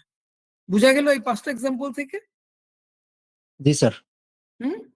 Any question from anybody? আমরা নেক্সট স্লাইডে যাই। আচ্ছা, এখন আমি আপনাদেরকে একটু চিন্তা করেন, ধরেন আপনাদেরকে পানির একটা ওয়াটার ওয়েল প্রজেক্ট করার জন্য আমরা নর্দার্ন বাংলাদেশে আপনাদেরকে প্রজেক্ট দেওয়া হলো, ওয়াটার ওয়েল প্রজেক্ট করবেন নর্দার্ন বাংলাদেশে। আপনি কয়েকটা কাজের কথা বলেন তো, কি কি কাজ করতে হবে আপনাদের? প্রথম কি কাজ করবেন, তারপর কি কাজ করবেন, তারপর কি কাজ করবেন, জাস্ট মানে আপনার আইডিয়া থেকে আমাকে কিছু কাজের ইয়ে দেন। এক্সপ্লেন করা দরকার নেই, জাস্ট কি কি কাজ করতে হবে। আপনাকে আমি একটা প্রজেক্ট দিলাম যে আপনি যাবেন এবং নর্দার্ন বাংলাদেশে একটা পানির কল বা কয়েকটা পানির কূপ আপনারা স্থাপন করবেন। আপনি কি কি কাজ আপনার মাইন্ডে আসতেছে এখন যদি এই প্রজেক্টটা দেই, আপনি কি কি কাজ করতে হবে আপনাকে এই পানির বলেন? প্রথমত মাইন্ডে আসতেছে স্যার একটা বিষয় হচ্ছে যে আমরা কি পরিমাণ প্রথমে এই পরিমাণ ফিক্সড করব, এরপরে নর্দার্ন বাংলাদেশ নাম্বার ফিক্সড করব, এরপরে তো ওই লোকেশনের প্রত্যেকটা জায়গা বা স্পেসিফিক কিছু রিজন আছে যেখানে আমি ওয়েল যদি মানে সেট আপ করা হয় মোস্ট অফ দা সেখান থেকে বেনিফিশিয়ারিজরা আর কি বেশিরভাগ সংখ্যক বেনিফিশিয়ারিজ তারা সেখানে আসবে। আরেকটা দেখতে হবে হ্যাঁ লোকেশন আসবে, স্পেসিফিক কোনো এরিয়া আছে কিনা যেখানে মানে মানুষজন পুকুরের পানি ব্যবহার করতেছে বা বিভিন্ন এমন সোর্স ব্যবহার করছে যে সোর্সের আসলে ওয়াটার ভালো না, বিভিন্ন ফুড মানে ওয়াটারবর্ন ডিজিজ তৈরি করে, তো ওই এলাকাগুলা রেড মার্ক করতে হবে, সেখানে আমরা কাজ করব। হ্যাঁ ঠিক আছে, এটা লোকেশনের মধ্যে চলে আসছে। হ্যাঁ লোকেশন এরপরে আমরা যে কাজটা করা যেতে পারে যে সেখানে নির্দিষ্ট ভলান্টিয়ার আছে কিনা, সোশ্যাল মোবিলাইজেশনের যে বিষয়টা সেখানে স্পেসিফিক ভলান্টিয়ার, এরপরে আছে ভিলেজ আপনার যে পলিসি মেকাররা আছে তাদের সাথে একসাথে একটা মানে একটা কমিউনিটি গঠন করা, হ্যাঁ, যে হ্যাঁ, কোথায় ভালো মিটিং হয় সবার মিটিং সাথে প্লাস পরামর্শের হ্যাঁ, মাধ্যমে। কমিটি হ্যাঁ, এরপরে জি, জি। এই সকল জিনিসগুলা স্যার মানে এখন তো আমাদের মানে সোর্স লাগবে, অর্থাৎ বিভিন্ন ইকুইপমেন্ট কিনতে হবে। তো লোকাল কোন সোর্স থেকে আমরা মানে সর্বনিম্ন দামে সব থেকে ভালো প্রোডাক্ট আনতে পারবো। তো প্রকিউরমেন্ট হ্যাঁ, ঠিক আছে। হ্যাঁ, প্রকিউরমেন্ট বিষয়ে যেতে হবে। এরপরে ওইখানে মানে লেবার যে বিষয়টা আছে এদেরকে ফিক্সড করতে হবে যে কতজন লোক কিভাবে কাজ করতে পারে। তো ইনস্টলেশন ইত্যাদি হ্যাঁ। বিষয়গুলো জি স্যার, ইত্যাদি বিষয়গুলো আমরা লক্ষ্য হুম, করব প্রাথমিকভাবে। আচ্ছা আপনি এক পর্যন্ত 1 2 3 4 5 6টা বলে ফেলছেন। আর কেউ কি আছেন ওনার সাথে আরেকটু অ্যাড করার জন্য, যেটা মনে করতেছেন হয়তো? স্যার আমি আরেকটু মনে করতেছি একটু কোয়ালিটিটা এনশিওর করা যায় যে হ্যাঁ, একই ধরনের তো টিউবওয়েল, একই ধরনের টিউবওয়েল তো একই জায়গায় লাগবে না, কোথাও ডিপ টিউবওয়েল লাগবে, কোথাও মোটর চালিত টিউবওয়েল লাগবে। এই ধরনের বিষয়টাও চিন্তা করা দরকার যে কোথায় কতগুলো লাগবে। তার মানে আপনি একটু ইয়ে করে দেবেন, নিডস অ্যাসেসমেন্ট করতে হবে, মানে নিডস অ্যাসেসমেন্ট। আর আরেকটা হলো আপনি যেটা বলছেন কোয়ালিটি, ওয়াটার কোয়ালিটি চেকটাও করা দরকার আছে। ঠিক আছে, হ্যাঁ, 2টা আসছে আপনার থেকে। আর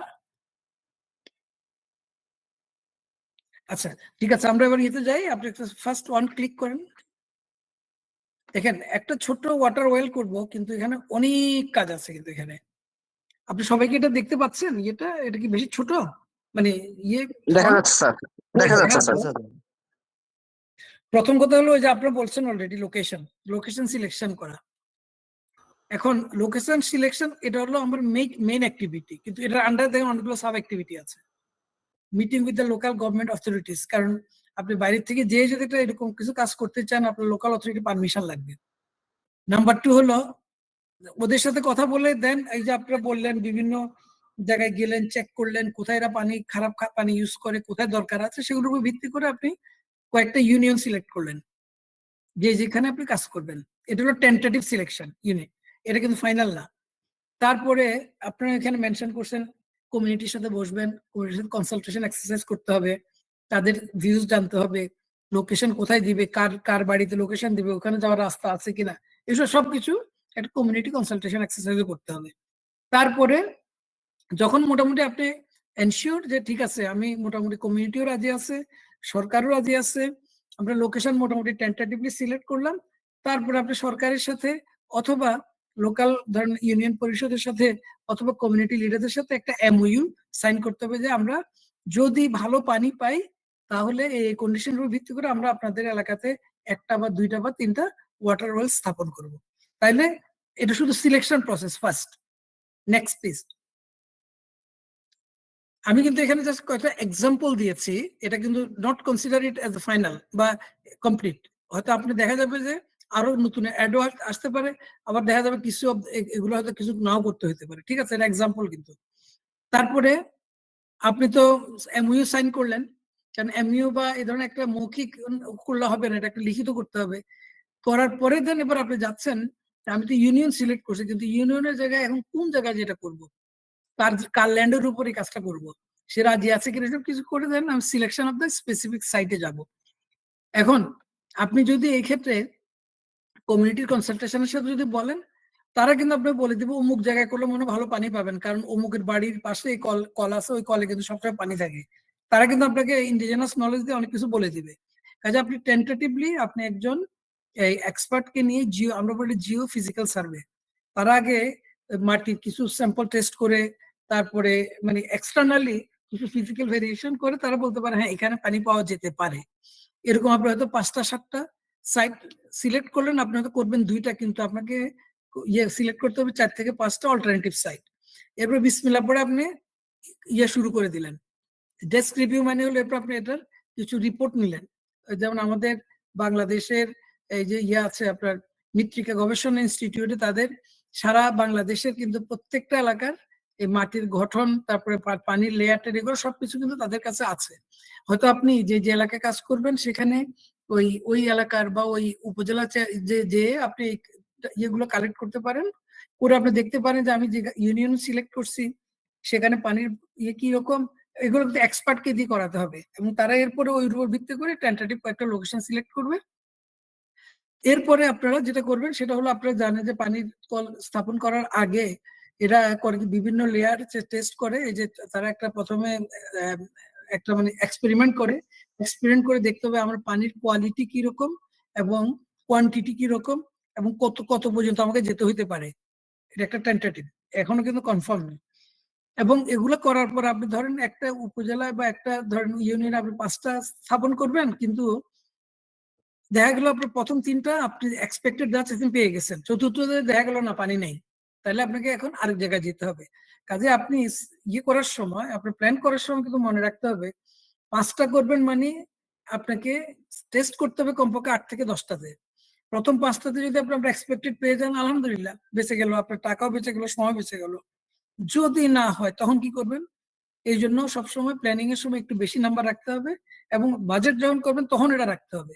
যদি আর না লাগে তাহলে বাজেটটা সেভ হয়ে গেল, সারপ্লাস থেকে গেলে অসুবিধা নাই। কিন্তু যদি লাগে তখন কি করবেন যদি আপনি বাজেটে না রাখেন? কাজে এটা ভেরি ইম্পর্টেন্ট। Next please. তারপরে হলো, এখন আপনারা এটা মেনশন করছেন অ্যাবাউট যে আপনি ওখানে লেবার পাবেন কিনা বা কন্ট্রাক্টর পাবেন কিনা। কন্ট্রাক্টর সিলেকশনে দেখেন কতগুলো কাজ। একটা হলো আপনাকে একটা টেন্ডারিং প্রসেসে যেতে হবে, সেখান থেকে আপনাকে শর্ট লিস্টিং করতে হবে, তারপর তাদের অনেক কিছু ভেরিফিকেশন করতে হবে, করার পরেই দেন আপনি কন্ট্রাক্টর সিলেক্ট করলেন, কন্ট্রাক্টর সিলেক্ট করে তাকে ওয়ার্ক অর্ডার দিয়ে দিলেন। ঠিক আছে, তারপরে প্লিজ। তারপর হলো এরপর আসে প্রকিউরমেন্টের ব্যাপার স্যাপার। আপনি এবার সবকিছু ইয়ে করার পর এটাকে আপনি প্রকিউর করবেন না কন্ট্রাক্টর প্রকিউর করবে? কন্ট্রাক্টর যদি প্রকিউর করে তাকে দায়িত্ব দিলে তখন আপনাকে কোয়ালিটি কন্ট্রোলের ব্যাপারে চিন্তা করতে হবে যে আমি তাকে যেই লেয়ার যেই ডায়ার ইয়ে বলছি পানির কি যেন হলো পাইপ, সে ওই ডায়ার দিচ্ছে কিনা, যে ডেপথে যাওয়ার কথা সেই ডেপথে যাচ্ছে কিনা, তখন আপনাকে কিন্তু কোয়ালিটি কন্ট্রোল গুলো করতে হবে। Next please.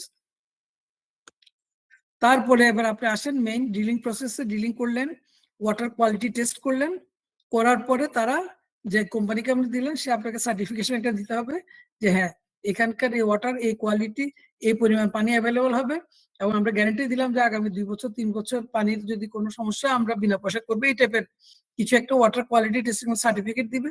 এবং এই সার্টিফিকেটটা দেখা যাবে অনেক সময় আপনাকে ওই যে উপজেলার যিনি সয়েল রিসার্চ বা সয়েল নিয়ে যারা কাজ করেন, উপজেলার কোন অফিসার বা এগ্রিকালচার অফিসার বা ওই যে ইয়ে আছে আমাদের এদের কি বলে ডিপ টিউবওয়েলের নিয়ে যারা কাজ করেন, তাদের থেকে একটা সার্টিফিকেশন নিতে হবে এবং তারাও এটা সার্টিফাই করবে, তারাও আসবে, এসে সব ভেরিফাই করে তারা বলবে হ্যাঁ ঠিক আছে। এবং এরপরে আপনি কি করবেন, ওই যে কন্ট্রাক্টর একটা কমপ্লিশন রিপোর্ট দিয়ে আপনাকে বাস এটা হ্যান্ড ওভার করে দেবে। Next please. আপনি এখন সবকিছু কাজ শেষ, এখন আপনি কি করবেন? আপনি তো একটা কাজ হলো যে আপনি তো ইয়েটা পানির কল কার কাছে বুঝাই দিয়ে আসবেন, পুরো কমিউনিটিকে তো বুঝাই দিতে পারবেন না, তাহলে তো কেউ তো কেয়ার নেবে না। কাজে আপনি কমিউনিটিতে একটা water well management committee form করতে হবে, মেবি 4 জন 5 জন, সেটা কমিটির সাথে আলাপ করে কমিউনিটিকে তোমরা সিলেক্ট করে দাও এবং তাদেরকে ওইটা ফর্ম করে তারা এটা ম্যানেজমেন্টের দায়িত্বে থাকবে। এবং এরপরে আপনি কিছু নিয়ম কানুন তাদের জন্য ইয়ে করে দেবেন, কার কি রোল হবে, কে কিভাবে করবে না করবে, এগুলো না করে যদি আপনি যদি জাস্ট এটা ফেলে দিয়ে চলে আসেন এইভাবে কমিউনিটির কাছে দিয়ে, এটা কিন্তু কয়েকদিনের মধ্যে যা দেখবেন যে এটা আনইউজেবল হয়ে গেছে, এটা কেউ ইউজ করতে পারতেছে না। সুতরাং একটা আমরা এটাকে বলি ওয়াটার ওয়েল ম্যানেজমেন্ট কমিটি, আপনি এটা ফর্ম করবেন। আমি এখানে আপনাদেরকে যে স্টেপ গুলো বলছি এগুলো কিন্তু স্ট্যান্ডার্ড ওয়াটার ওয়েলের জন্য আমরা যেটা ফলো করি ইন্টারন্যাশনালি, সেগুলো সবগুলো স্টেপ গুলো বলতেছি আর কি। তারপরে যান,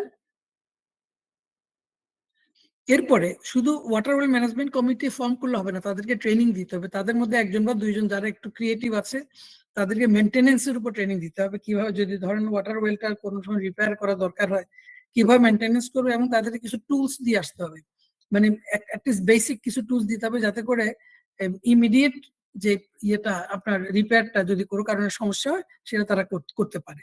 ঠিক আছে, তারপরে আপনাদেরকে একটা মেনটেনেন্স ওই যে যারা যে কোম্পানিটা ডিল করবে তাদেরকে বলতে হবে তুমি একটা গাইডলাইন আমাদেরকে ডেভেলপ করে দিয়ে যাও, তারা একটা গাইডলাইন ডেভেলপ করে দিবে, সেটার উপর তারা ট্রেনিংটা দিবে এই গাইডলাইন এদেরকে, যাতে করে এরা নিজেরা মেনটেন করতে পারে।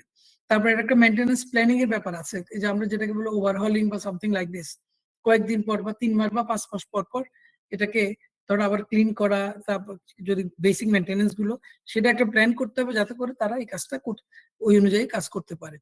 এরপরে আপনি যে বললাম যে টুলস গুলাও তাদেরকে দিয়ে দিলেন, এবং মোটামুটি এখন আপনার একটা স্কিলড সেট কমিউনিটির মধ্যে হয়ে গেল। কোনো কারণে যদি আপনার ওয়াটার ওয়েলটা কাজ না করে অ্যাটলিস্ট ইমিডিয়েট কিছু কাজ তারা করে এটাকে রিপেয়ার করতে পারবে। কিন্তু যদি এমন অবস্থা হয় যে দেখা যায় যে আপনার মেশিনে গন্ডগোল দেখা দিচ্ছে, আপনার মোটরে গন্ডগোল দেখা দিচ্ছে, সেটা কিন্তু আপনার সাপ্লায়ারের সাথে ভেন্ডরের সাথে সেভাবে আলাদাভাবে নেগোশিয়েট করতে হবে। তারা একটা গ্যারান্টি দিবে, সেই গ্যারান্টি অনুযায়ী এর ভিতরে কোনো সমস্যা হলে দেন তাদেরকে ধরে আনতে হবে, তাদেরকে আবার কমিউনিটির এই যে ওয়াটার ম্যানেজমেন্ট কমিটির সাথে লিঙ্ক করে দিতে হবে, যাতে করে এরা কোনো প্রবলেম ফেস করলে তাদের সাথে যোগাযোগ করতে পারে। এগুলো সবগুলা ওই ইয়ের মধ্যে থাকবে, আপনার মেইনটেনেন্স প্ল্যানিং এর মধ্যে থাকবে। Next please. এরপরে আসতেছে আপনার অ্যাওয়ারনেস। এই যে কমিউনিটিকে আপনি শুধু পানি দিয়ে আসলে হবে না, তাদেরকে পানিটা কিভাবে ভালোভাবে ব্যবহার করতে হবে, কিভাবে স্টোর করতে হবে, কিভাবে তারা এই পানিটাকে বিভিন্ন সময় কাজে লাগাতে পারবে, এবং কোন কোন ভাবে কাজে লাগালে তারা ভালো ফল পাবে, তাদের পানির বাহিত রোগ কম হবে, এগুলো নিয়েও কিন্তু কমিউনিটিকে আপনি মেসেজ দিতে হবে, অ্যাওয়ারনেস করতে হবে। এই অ্যাওয়ারনেসটা আপনার বিভিন্নভাবে করতে পারেন। একটা হতে পারে আপনি উঠান বৈঠকে গেলেন, ওই এলাকার 8-10 জন 20 জন সবাইকে নিয়ে আসলেন। একটা হতে পারে আপনি জুম্মার নামাজে খুতবার মাধ্যমে করতে পারেন। একটা হতে পারে আপনি স্কুলের মধ্যে বাচ্চাদেরকে মেসেজ দিতে পারেন, এই যেহেতু সবাই পানি ব্যবহার করবে।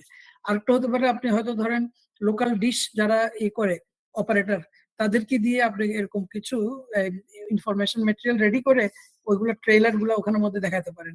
আবার হতে পারে রেডিও প্রোগ্রাম করতে পারেন। আবার হতে পারে যদি এটা বড় স্কেল হয় তাহলে ন্যাশনাল টিভিতে আপনি কয়দিন পর পর অ্যাড দিতে পারেন। এটা কিভাবে আপনি এই অ্যাওয়ারনেস রেজিং করবেন সেটা আপনার প্রজেক্টের স্কোপের উপরে, প্রজেক্টের বাজেটের উপরে, আর আপনার স্কোপের উপরে, আপনার অবজেক্টিভের উপর ডিপেন্ড করে আপনি বিভিন্ন মিডিয়া এগুলো এখানে ঠিক করবেন। তারপরে প্লিজ। এরপরে একটা কাজ, এটা হলো আপনাদের অ্যাজ এন অর্গানাইজেশন, কারণ আপনারা কিন্তু এর ভিতরে যাই করেন প্রত্যেকটা কাজের একটা মনিটরিং লাগবে। কাজে কয়টা মনিটরিং ভিজিট করবেন না করবেন, আপনাদের একটা মনিটরিং প্ল্যান রেডি করতে হবে যে আমি এই এই লোকেশনে অমুক অমুক দিন আমি ভিজিট করবো। যেমন আপনারা ধরেন ঘর করতেছেন, সেখানে আপনারা যাচ্ছেন, কেউ যায় দেখতেছেন যে আমি এখানে 5টা ঘর করার কথা, জানুয়ারি মাসে আমি করছি কিনা, কতটুকু হলো না হলো, এগুলা সবগুলো রিপোর্ট দেওয়ার জন্য আপনাদেরকে মনিটরিং ভিজিট করতে হবে। তারপরে মনিটরিং ভিজিটে যে আপনাকে একটা কাজ করতে হবে সেটা হলো কিছু কমিউনিটির ফিডব্যাক নেওয়া, একটা সার্ভে করে যে আসলে যে কাজটা হচ্ছে এই কাজটা আপনার দৃষ্টিতে হয়তো ঠিক আছে, কমিউনিটির দৃষ্টিতে ঠিক নাই। সুতরাং তাদের ফিডব্যাক নিয়ে যদি আপনি মনে করেন যে তাদের ফিডব্যাকটা আসলে রিয়েলিস্টিক, তাহলে আপনি সেই অনুযায়ী আপনার দরকার হলে প্রজেক্টের মধ্যে কিছু এদিক ওদিক করে হলো, কারণ কমিউনিটিকে হ্যাপি করতে হবে। আর সবচেয়ে লাস্ট যখন ওইসব শেষ, তারপরে আপনি কি করলেন, পুরো ওয়াটার ওয়েল গুলো কমিউনিটির কাছে হ্যান্ডিং ওভার করে দিয়ে চলে আসলেন। এবং কিছুদিন ধরেন এই প্রজেক্ট যদি 1 বছর থাকে, আপনার হয়তো দেখা গেল 5 মাসের মধ্যে আপনি এগুলো কাজ শেষ, বাকি 7 মাস মনিটরিং কাজ চলবে, সব শেষ একটা ইভ্যালুয়েশন করে দেন বাস আপনার প্রজেক্ট ক্লোজ। ঠিক আছে? এটা আমি একটা স্ট্যান্ডার্ড ওয়াটার ওয়েলের অ্যাক্টিভিটিস গুলো নিয়ে আলোচনা করলাম। কারো কোন প্রশ্ন আছে এখানে? আচ্ছা, প্রশ্ন যদি না থাকে, এই যে অ্যাক্টিভিটিস গুলোর মধ্যে সাব অ্যাক্টিভিটিস গুলো দিলাম, মিটিং, তারপরে সিলেকশন অফ ইউনিয়ন, তারপরে হলো আপনার কমিউনিটি কনসালটেশন এক্সারসাইজ, এগুলো সবগুলো কিন্তু আমাকে মেজার করতে হবে, এবং এগুলোর জন্য কিন্তু আমাকে কি করতে হবে, ইন্ডিকেটর রেডি করতে হবে। বুঝতে পারছেন? আমি সাব অ্যাক্টিভিটিস গুলো যে লিখছি, এই সাব অ্যাক্টিভিটিস গুলো দিয়ে কিন্তু আমি আমার প্রজেক্টের প্রোগ্রেস মেজার করব, আমি মনিটরিং করব। সুতরাং আমাকে কি করতে হবে এখন, এগুলো মেজার করার জন্য প্রত্যেকটার জন্য আমাকে ইন্ডিকেটর সিলেক্ট করতে হবে, কোন ইন্ডিকেটরে আমি এগুলো মেজার করব সেটা আমরা এখন দেখাচ্ছি। যান নেক্সট যান প্লিজ। হ্যাঁ, ওকে, আরেকটা ক্লিক করেন। আচ্ছা, এখানে দেখেন এই যে টোটাল অ্যাক্টিভিটিস গুলোকে আমি দুইটা ভাগে, সরি, অ্যাক্টিভিটি লেভেলে দুইটা ভাগে ভাগ করছি। একটা হলো সাবরিজন, একটা হলো enhanced access to clean water for the drought affected communities in the Sripur union of Pirgacha। ধরুন আমি এটা একটা হাইপোথেটিক্যাল ইউজ করলাম। আমার এখানে দুইটা অবজেক্টিভ, দুই ধরনের অ্যাক্টিভিটিস আছে। একটা হলো কি তাদের জন্য ওয়াটার ওয়েল ডেভেলপ করে দেওয়া, সেটা হলো আমার এই যে সাব রেজাল্ট 1। নাম্বার 2 হলো তাদের ক্যাপাসিটি ডেভেলপ করা। মনে আছে তাদেরকে ট্রেনিং দিব, তাদের কমিটি ফর্ম করব, তারপরে তাদের অ্যাওয়ারনেস রেজ করব, এগুলো সব কিন্তু ক্যাপাসিটির পার্ট। কাজে আমি এখানে দেখা যায় দুইটা টোটালি ডিফারেন্ট অ্যাক্টিভিটিস, যার জন্য আমার দুইটা অবজেক্টিভ আলাদা, দুইটা আমার আউটপুট আলাদা। বুঝাতে পারছি? এটা কিন্তু আপনাদের বুঝতে হবে। এবং সেখানে দেখেন আমি লিখছি এনহ্যান্সড অ্যাক্সেস। রিমেম্বার আমরা রেজাল্ট স্টেটমেন্ট বলছি কি always past tense. So enhanced access আমি আমার ইয়ে হলো কি আমার এক্সপেকটেশন হলো যে আমার যে অ্যাক্সেসটা পানিতে ক্লিন ওয়াটারের অ্যাক্সেসটা এনহ্যান্স বর্ধিত হবে। তার মানে তাদের এখন কিছু আছে, বাট আমার এই প্রজেক্টের মাধ্যমে তাদের এটা আরো বাড়বে। আর নাম্বার 2 এখানকার আমার ইয়ে হলো কি যে অ্যাক্টিভিটিস গুলো দিলাম এগুলোকে আমি আরেকটা অবজেক্টিভে সাজালাম যে টোটালি ডিফারেন্ট ফ্রম অ্যাক্সেস। সেটা হলো কি তাদের ক্যাপাসিটি ইনক্রিজ করা। এই জন্য strengthen capacity of the drought affected communities to maintain water wells and use save water in the Sripur union of Pirgacha. এই দুটো অবজেক্টিভ কি ক্লিয়ার কিনা? আমি অবজেক্টিভ বলি বা আউটপুট বলি, what ever it is, almost same, but it is a result. এই দুটো সাব রেজাল্ট আপনাদের ক্লিয়ার কিনা? জি স্যার, ক্লিয়ার। কারো কোনো প্রশ্ন আছে? নাই। আচ্ছা, এখন দেখেন সাব রেজাল্ট 1 যেটা 1.1 যেটা এখানে আন্ডারে কি কি অ্যাক্টিভিটিস করতে পারে আমাকে একটু বলেন তো আপনারা। এই যে কতগুলো অ্যাক্টিভিটিস বলছিলাম না, একটু আপনি আগের স্লাইডে চলে যান তো আবার প্লিজ। হ্যাঁ, এখানে আমাদের দুইটা, একটা হলো এনহ্যান্সড অ্যাক্সেস আর একটা হলো স্ট্রেংথেন ক্যাপাসিটি। তো এই অ্যাক্টিভিটিস গুলোর মধ্যে অ্যাক্সেস এর মধ্যে কোনটা কোনটা পড়বে আমাকে 2-4টা বলেন। আমাদের সময় কম, আমি হয়তো খুব বেশি করতে পারবো না। বলেন এখান থেকে আপনাদের কার কোনটা ধারণা, কোন কোন অ্যাক্টিভিটিস গুলো পড়বে অ্যাক্সেস এর মধ্যে, আর কোন কোন অ্যাক্টিভিটিস গুলো পড়বে ক্যাপাসিটির মধ্যে। অ্যাওয়ারনেস রাইজিং এর পার্টগুলো পড়বে হচ্ছে ক্যাপাসিটি বিল্ডিং এ, আর এদিকে হচ্ছে আচ্ছা, আমরা ব্রডারে যাই। ইউনিয়ন সিলেকশন এটা কি আমার এনহ্যান্স ইয়ের মধ্যে পড়বে, মানে অ্যাক্সেস এর মধ্যে পড়বে নাকি ক্যাপাসিটির মধ্যে পড়বে? যে সাব অ্যাক্টিভিটিস গুলো, হ্যাঁ এদের ভিতরে পড়ার কথা অ্যাক্সেস এর মধ্যে, রাইট, এটা অ্যাক্সেস এর মধ্যে পড়বে। তারপরে সিলেকশন হবে স্পেসিফিক সাইট, অ্যাক্সেস, এটা অ্যাক্সেসের ভিতর পড়বে। অ্যাক্সেস কন্ট্রাক্টর, কন্ট্রাক্টরটাও অ্যাক্সেস এর মধ্যে পড়বে, তাই না? স্যার এই নিচেরটা এবং অ্যাওয়ারনেস রাইজিং এই দুইটা ব্যতীত মনে হচ্ছে সবগুলা অ্যাক্সেসের ভিতরে পড়বে।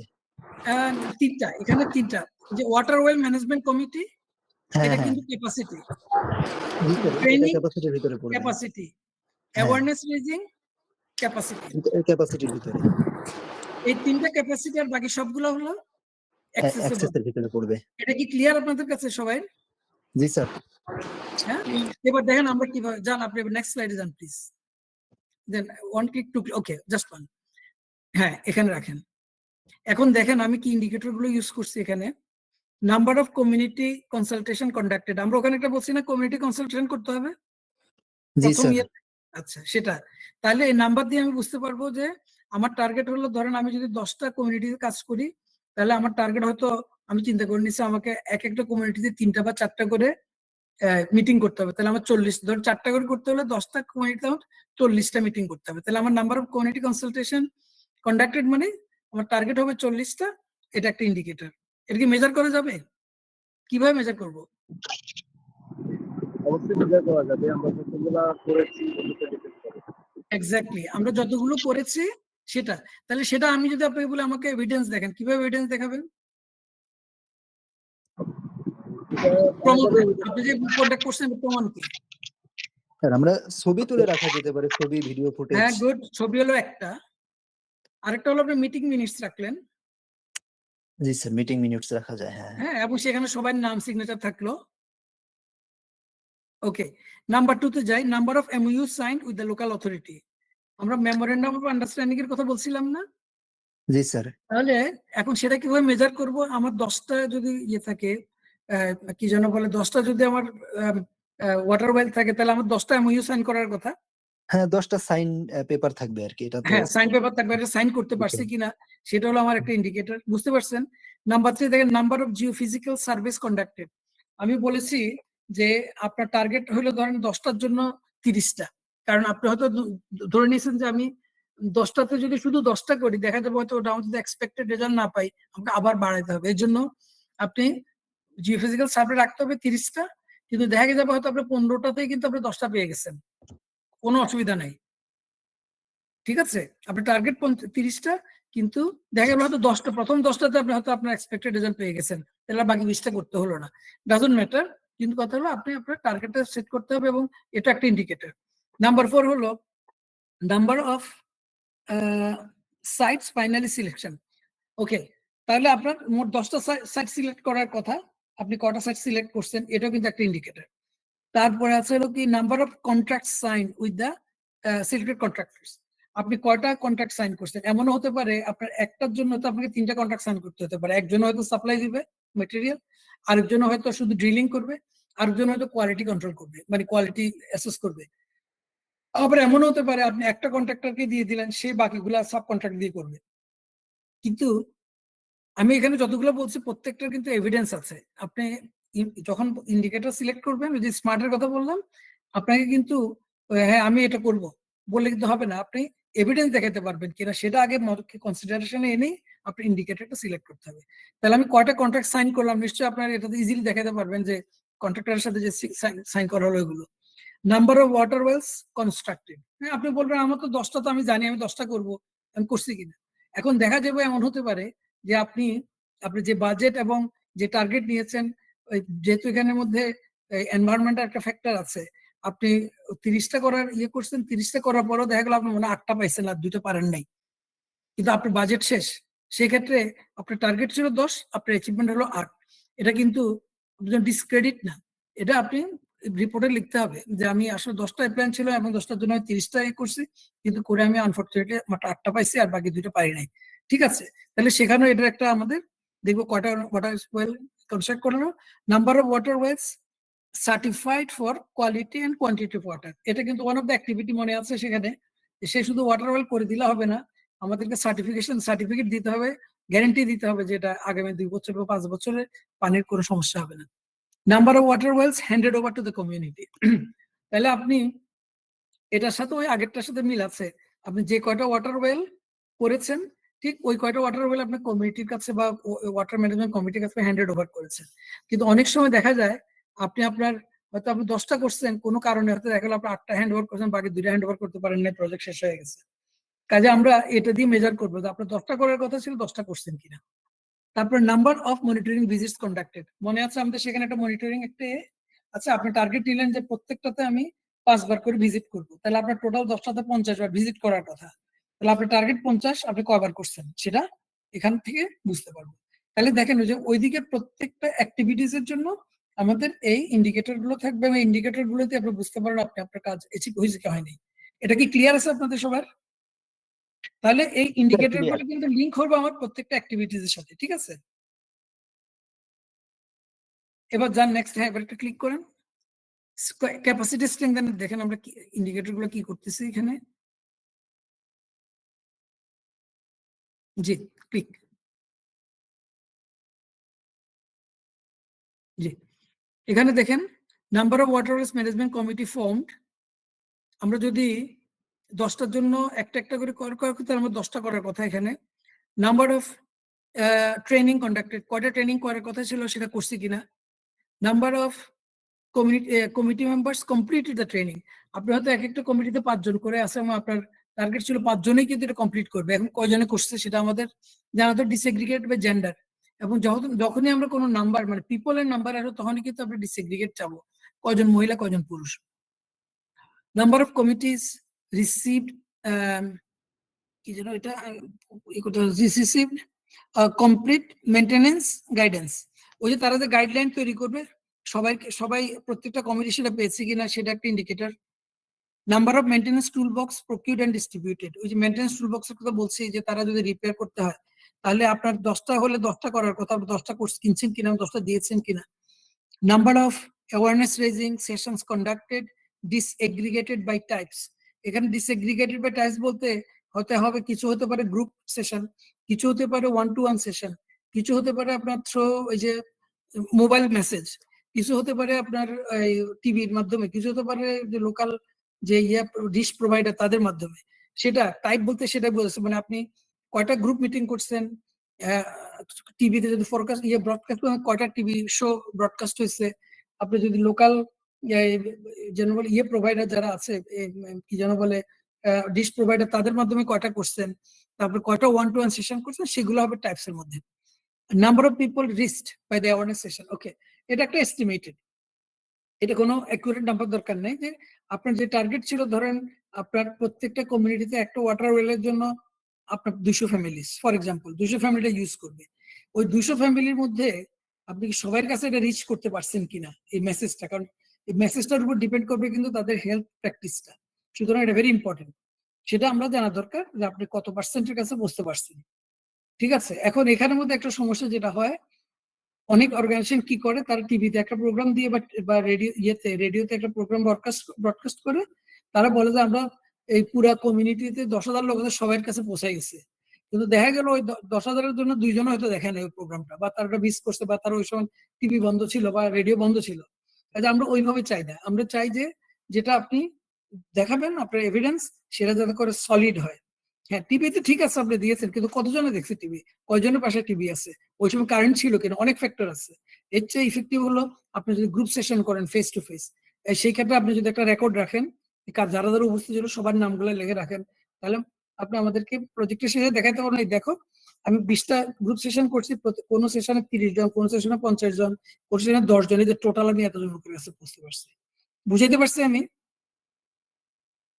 এখন দেখেন এই ইন্ডিকেটর গুলো প্রত্যেকটা কিন্তু ওই অ্যাক্টিভিটিদের সাথে লিঙ্ক। কারো কোন প্রশ্ন আছে? আচ্ছা, না না স্যার, থাকলে এটা বুঝতে পারছি। হ্যাঁ হ্যাঁ, তাহলে এটা বুঝতে পারছেন। তার মানে হলো দেখেন ওই অ্যাক্টিভিটিটা ভেরি ইম্পর্টেন্ট। আপনি যদি অ্যাক্টিভিটিটা প্রপারলি আইডেন্টিফাই করতে পারেন, তাহলে ওই অ্যাক্টিভিটিটা কিভাবে আপনি রিপোর্ট করবেন, মেজার করবেন, সেটা হলো ইন্ডিকেটর।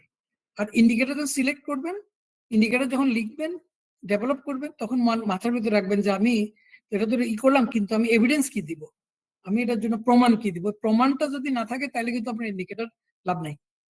আমি প্রমাণ দিতে পারবো কিনা, আমি এমন একটা ইন্ডিকেটর রাখতে হবে যাতে করে প্রমাণ দিতে পারি। সেই সলিড এভিডেন্স যদি না থাকে, then forget about this indicator. Indicator is useless, it is not smart. ঠিক আছে, নেক্সট লেভেল। তাহলে আমরা এটা কোথায় গেলাম? অ্যাক্টিভিটি এবং ইয়ে লেভেলে, অ্যাক্টিভিটি এবং এই আমাদের আউটপুট লেভেল। এবার আমরা আউটকাম লেভেলে আসতেছি। আউটকামে আমি এখানে স্টেটমেন্ট রেজাল্টে এখানে স্টেটমেন্টে চেঞ্জ করছি, আগেটাতে ছিল ইমপ্রুভ ইউসেজ, বাট এখানে আমি ইউসেজটা এখানে না ইয়ে করে এটাকে আরেকটু আমি ইয়ে করলাম, আপনি চেঞ্জ করে এটাকে এভাবে করলাম যে sustainable access to clean water ensured for the beneficiary community in Pirgachha. Okay, তাহলে ওই পীরগাছা উপজেলার মানে আমাদের যারা যারা বেনিফিশিয়ারিজ, তাদের জন্য কি করলাম, sustainable access to clean water ensure করলাম। আমি দেখেন এই নিচের দুইটা কাজের মাধ্যমে যদি আমি কনফার্ম করতে পারি, যে তাদেরকে যদি অ্যাক্সেসটা কনফার্ম করতে পারি, যে আমি 10টা ওয়াটার ওয়েল করলাম, তার ম্যানেজমেন্ট কমিটি করে তাদেরকে যদি ট্রেনিং যদি হ্যান্ড ওভার করতে পারি, তাহলে আমি এখন কি এক্সপেক্ট করতেছি, এক্সপেকটেশন যে আমার এই পানিটা সাস্টেইনেবলি কোনো ডিস্টার্ব ছাড়া পানিটা কমপক্ষে 3 বছর 5 বছর আমার যতদিন প্রজেক্ট আছে ততদিন থাকবে। ঠিক আছে, তাহলে দেখেন নিচের দুইটা কাজ কি আমার এই রেজাল্টটা অ্যাচিভ করবে, কি মনে করেন? হ্যাঁ, আমি নিচের তাদের দুই জিনিসটা যদি ঠিক থাকে তাহলে অবশ্যই অটোমেটিক্যালি উপরে অবশ্যই এক্স্যাক্টলি এটাই। হবে না, এটা। লিংক আছে কিনা, লিংক আছে কিনা, অবশ্যই নিচে লিঙ্ক আছে। হ্যাঁ লিংক আছে। হ্যাঁ, আপনাকে এমন ভাবে এগুলা ফর্মুলেট করতে হবে, এই যে রেজাল্ট স্টেটমেন্টে, যাতে করে নিচের কাজটা তার উপরের লেভেলের কাজটাকে সাপোর্ট করে। যদি এমন হলো যে আপনি নিচের দুটো এমন ভাবে লিখলেন, ইন্ডিকেটরগুলো এমন ভাবে দিলেন, উপরের লেভেলে যে দেখা গেল এটার সাথে ওরা লিক নাই, আপনার অবজেক্টিভটা মানে আপনি রেজাল্ট লিখছেন এমন ভাবে যেটার সাথে ম্যাচ করতে পারতেছেন, দেন ইট ইজ ইউজলেস। এটাই হলো আমাদের রেজাল্ট ফ্রেমওয়ার্কের খেলা। এখানে আমি এটাই বলবো, এটার ম্যাজিক, যে আপনি এমন ভাবে ডেভেলপ করবেন কেউ দেখার সাথে সাথে যাতে বুঝতে পারে আপনি কি করতেছেন এবং সেটার ফলে আপনি উপরটা পাচ্ছেন কিনা, এটা অ্যাচিভেবল কিনা। এই ইন্ডিকেটর গুলোতে যান, একটা ক্লিক দেন। এখন এখানে কিন্তু আইসা আমরা কিন্তু এই যে কাজগুলো করলাম, এখন এই লেভেলে যে সাস্টেইনেবল অ্যাক্সেস কিভাবে মেজার করবো, কয়েকটা ইন্ডিকেটর আছে। ইন্ডিকেটরের মধ্যে 2 ধরনের ইন্ডিকেটর আমরা বলি, একটা ডাইরেক্ট ইন্ডিকেটর, একটা প্রক্সি ইন্ডিকেটর। ডাইরেক্ট ইন্ডিকেটরটা হলো যেটা সরাসরি মেজার করতে পারেন, যেমন এই যে নিচে যেগুলো আছে এগুলো ডাইরেক্ট। আপনি কয়টা ওয়াটার ওয়েল কনস্ট্রাক্ট করলেন এটা তো সরাসরি আমি গুনে আনতে পারি, তারপরে এবং এটা আমি দেখতেছি। হ্যাঁ, কিন্তু ওই রেজাল্ট লেভেলে যত আপনি উপরের দিকে যাবেন, কিছু কিছু ইনডাইরেক্ট ইয়েও আমরা ইউজ করতে হবে, ইনডাইরেক্ট ইন্ডিকেটর ইউজ করতে হবে। ওই ইনডাইরেক্ট ইন্ডিকেটরকে আমরা বলি প্রক্সি ইন্ডিকেটর। ঠিক আছে, এখন দেখেন এখানে আমি কি বললাম, number of water wells, that remain operational throughout the project duration. আমার সাস্টেনেবল অ্যাক্সেসের জন্য কি করতে হবে? এই যে 10টা ওয়াটার ওয়েল করলাম সবগুলাই কিন্তু কন্টিনিউয়াসলি পানি থাকতে হবে। যদি না থাকে দেখা গেল ড্রাই সিজনে একটাতে পানি পাওয়া যাচ্ছে না, তার মানে সাস্টেনেবল অ্যাক্সেস হচ্ছে না এখানে। এই জন্য এটা যতদিন প্রজেক্ট থাকবে ততদিন কিন্তু এটা অপারেশনাল থাকতে হবে, সেটার একটা ইন্ডিকেটর। তাহলে আপনি এখন গেলেন ফ্রম টাইম টু টাইম যে মনিটরিং ভিজিট করলেন, তখন যে তাদেরকে জিজ্ঞেস করলেন কমিটি তোমার পানি ঠিক আছে কিনা, 10টাতে কোনো সমস্যা আছে কিনা। যদি তারা বলে কোনো সমস্যা নেই, তার মানে আপনি 10-এ 10। তারপর number of water wells consistently delivering adequate water of the specified quantity. তারা ওই যে সার্টিফিকেট দিছিল তখন তারা বলে দিছিল যে এটা প্রতিদিন এত এত গ্যালন পানি কমপক্ষে আপনি পাবেনই। এখন সেটা পাচ্ছেন কিনা, কয়টা আপনি সেইটা পাচ্ছেন, এই 10টার মধ্যে সবগুলোই পাচ্ছেন না 8টা পাচ্ছেন না 5টা পাচ্ছেন, সেটা হলো আপনার সেকেন্ডটা। আর থার্ডটা হলো কোয়ালিটি। আপনাকে কিন্তু ওখানের মধ্যে একটা কোয়ালিটি তারা এনশিওরেন্স দিয়ে যাবে যে আপনি এই পানি যেটা পাবেন এটা গন্ধ থাকবে না, এটার পিএইচ লেভেল এত থাকবে, এটার কালার এরকম হবে, এটার মধ্যে এরকম ডার্ক থাকবে না, সেই কোয়ালিটি অনুযায়ী আছে কিনা, এই দুইটা জিনিস আপনাকে কি করতে হবে, আপনি নিজে যে চেক করবেন ফ্রম টাইম টু টাইম, প্রতি মাস পরে বা 2 মাস পর পর, প্লাস কমিউনিটির সাথে করে সার্ভে করে আপনি এটা বাইর করতে হবে। তারপর আছে percentage of beneficiaries who report using the water well regularly. এখন এমন হতে পারে যে আপনার ওয়াটার ওয়েলটা ভালো না, মানে করে তারা দিয়ে চলে গেছে, 3 মাস পরে দেখা গেল পানি দুর্গন্ধ হয়ে গেছে, অতটা ঠিকভাবে মেনটেন হচ্ছে না ফর সাম রিজন, সেই ক্ষেত্রে দেখা যাবে আর বেনিফিশিয়ারি আর আসতেছে না এটা। তাহলে আপনি যখন যাবেন আপনাকে সার্ভে করে এটা বাইর করতে হবে। বেনিফিশিয়ারি সার্ভে করলেন, প্লাস আপনি ওই একদিন হয়তো আপনি ওয়াটার ওয়েলের পাশে বসে দেখলেন কতজন লোক আসলো, তাদের সাথে কথা বললেন এবং তাদেরকে বললেন তারা সবসময় আসে কিনা, কয়দিন আসে না আসে, সেটার উপর ভিত্তি করে যেন আপনি এই রিপোর্টটা করতে পারবেন। তাহলে আমাদের রেজাল্ট 1 যেটা, এটা আসলে পুরোটা সার্ভের উপর ডিপেন্ড করবে। নাম্বার লাস্ট হলো মানে রেজাল্ট 1 এর সব ইন্ডিকেটর।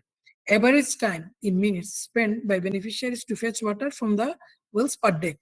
এখানে তারা যখন আসতেছে তাদের কতটুকু সময় লাগতেছে। আগে ধরেন কোনো পানি ছিল না বা তাদেরকে অনেক দূরে যেতে হতো, তখন তাদেরকে হয়তো এক দিনে 1 ঘন্টা সময় ব্যয় করতে হতো, কিন্তু এখন দেখা যাচ্ছে যে সে 20 মিনিটের মধ্যে সেটা করতেছে। তাহলে আপনার আগের সাথে পরে যদি তুলনা করলে বোঝা যাবে যে হ্যাঁ আপনার প্রজেক্টে একটা ইম্প্যাক্ট হচ্ছে। সেটা হলো কি, তাদের কিছু টাইম সেভ হচ্ছে। এই টাইম সেভটা দিয়ে কিভাবে তাদেরকে ইম্প্যাক্ট হবে, বাচ্চারা আগে যদি বাচ্চারা এটা কালেক্ট করতে, এখন তাদের স্কুলে যেতে পারতেছে রেগুলারলি, কারণ তাদেরকে এখন পানি নেওয়ার জন্য বেশি সময় ব্যয় করতে হচ্ছে না। মারা হয়তো একসময় মারা এসে এখানে পানির জন্য অনেক দূর যেতে হইতো, এখন দেখা যাচ্ছে কম কম মানে কম সময়ের মধ্যে পারতেছে। স্পেয়ার টাইমটাতে তারা হয়তো হাতের কাজ করতেছে বা তারা কিছু ইনকাম জেনারেশন অ্যাক্টিভিটিস করতেছে বা কিছু। দেখা গেল যে প্রক্সি ইন্ডিকেটর বললাম, এটা একটা প্রক্সি ইন্ডিকেটর। আবার হতে পারে এমন একসময় তারা এমন এক জায়গায় যেহেতু সেখানে হয়তো একটু দূরে ছিল, সেফটির একটা ইস্যু ছিল মহিলাদের জন্য স্পেশালি, এখন হয়তো দেখা যাবে লটস অফ এবিউজ হতো অন দা ওয়েতে, এখন দেখা যাচ্ছে সেই এবিউজটা নাই, যেহেতু এটা তাদের কমিউনিটির মধ্যে এবং এটা তাদের কম সময়ের মধ্যে।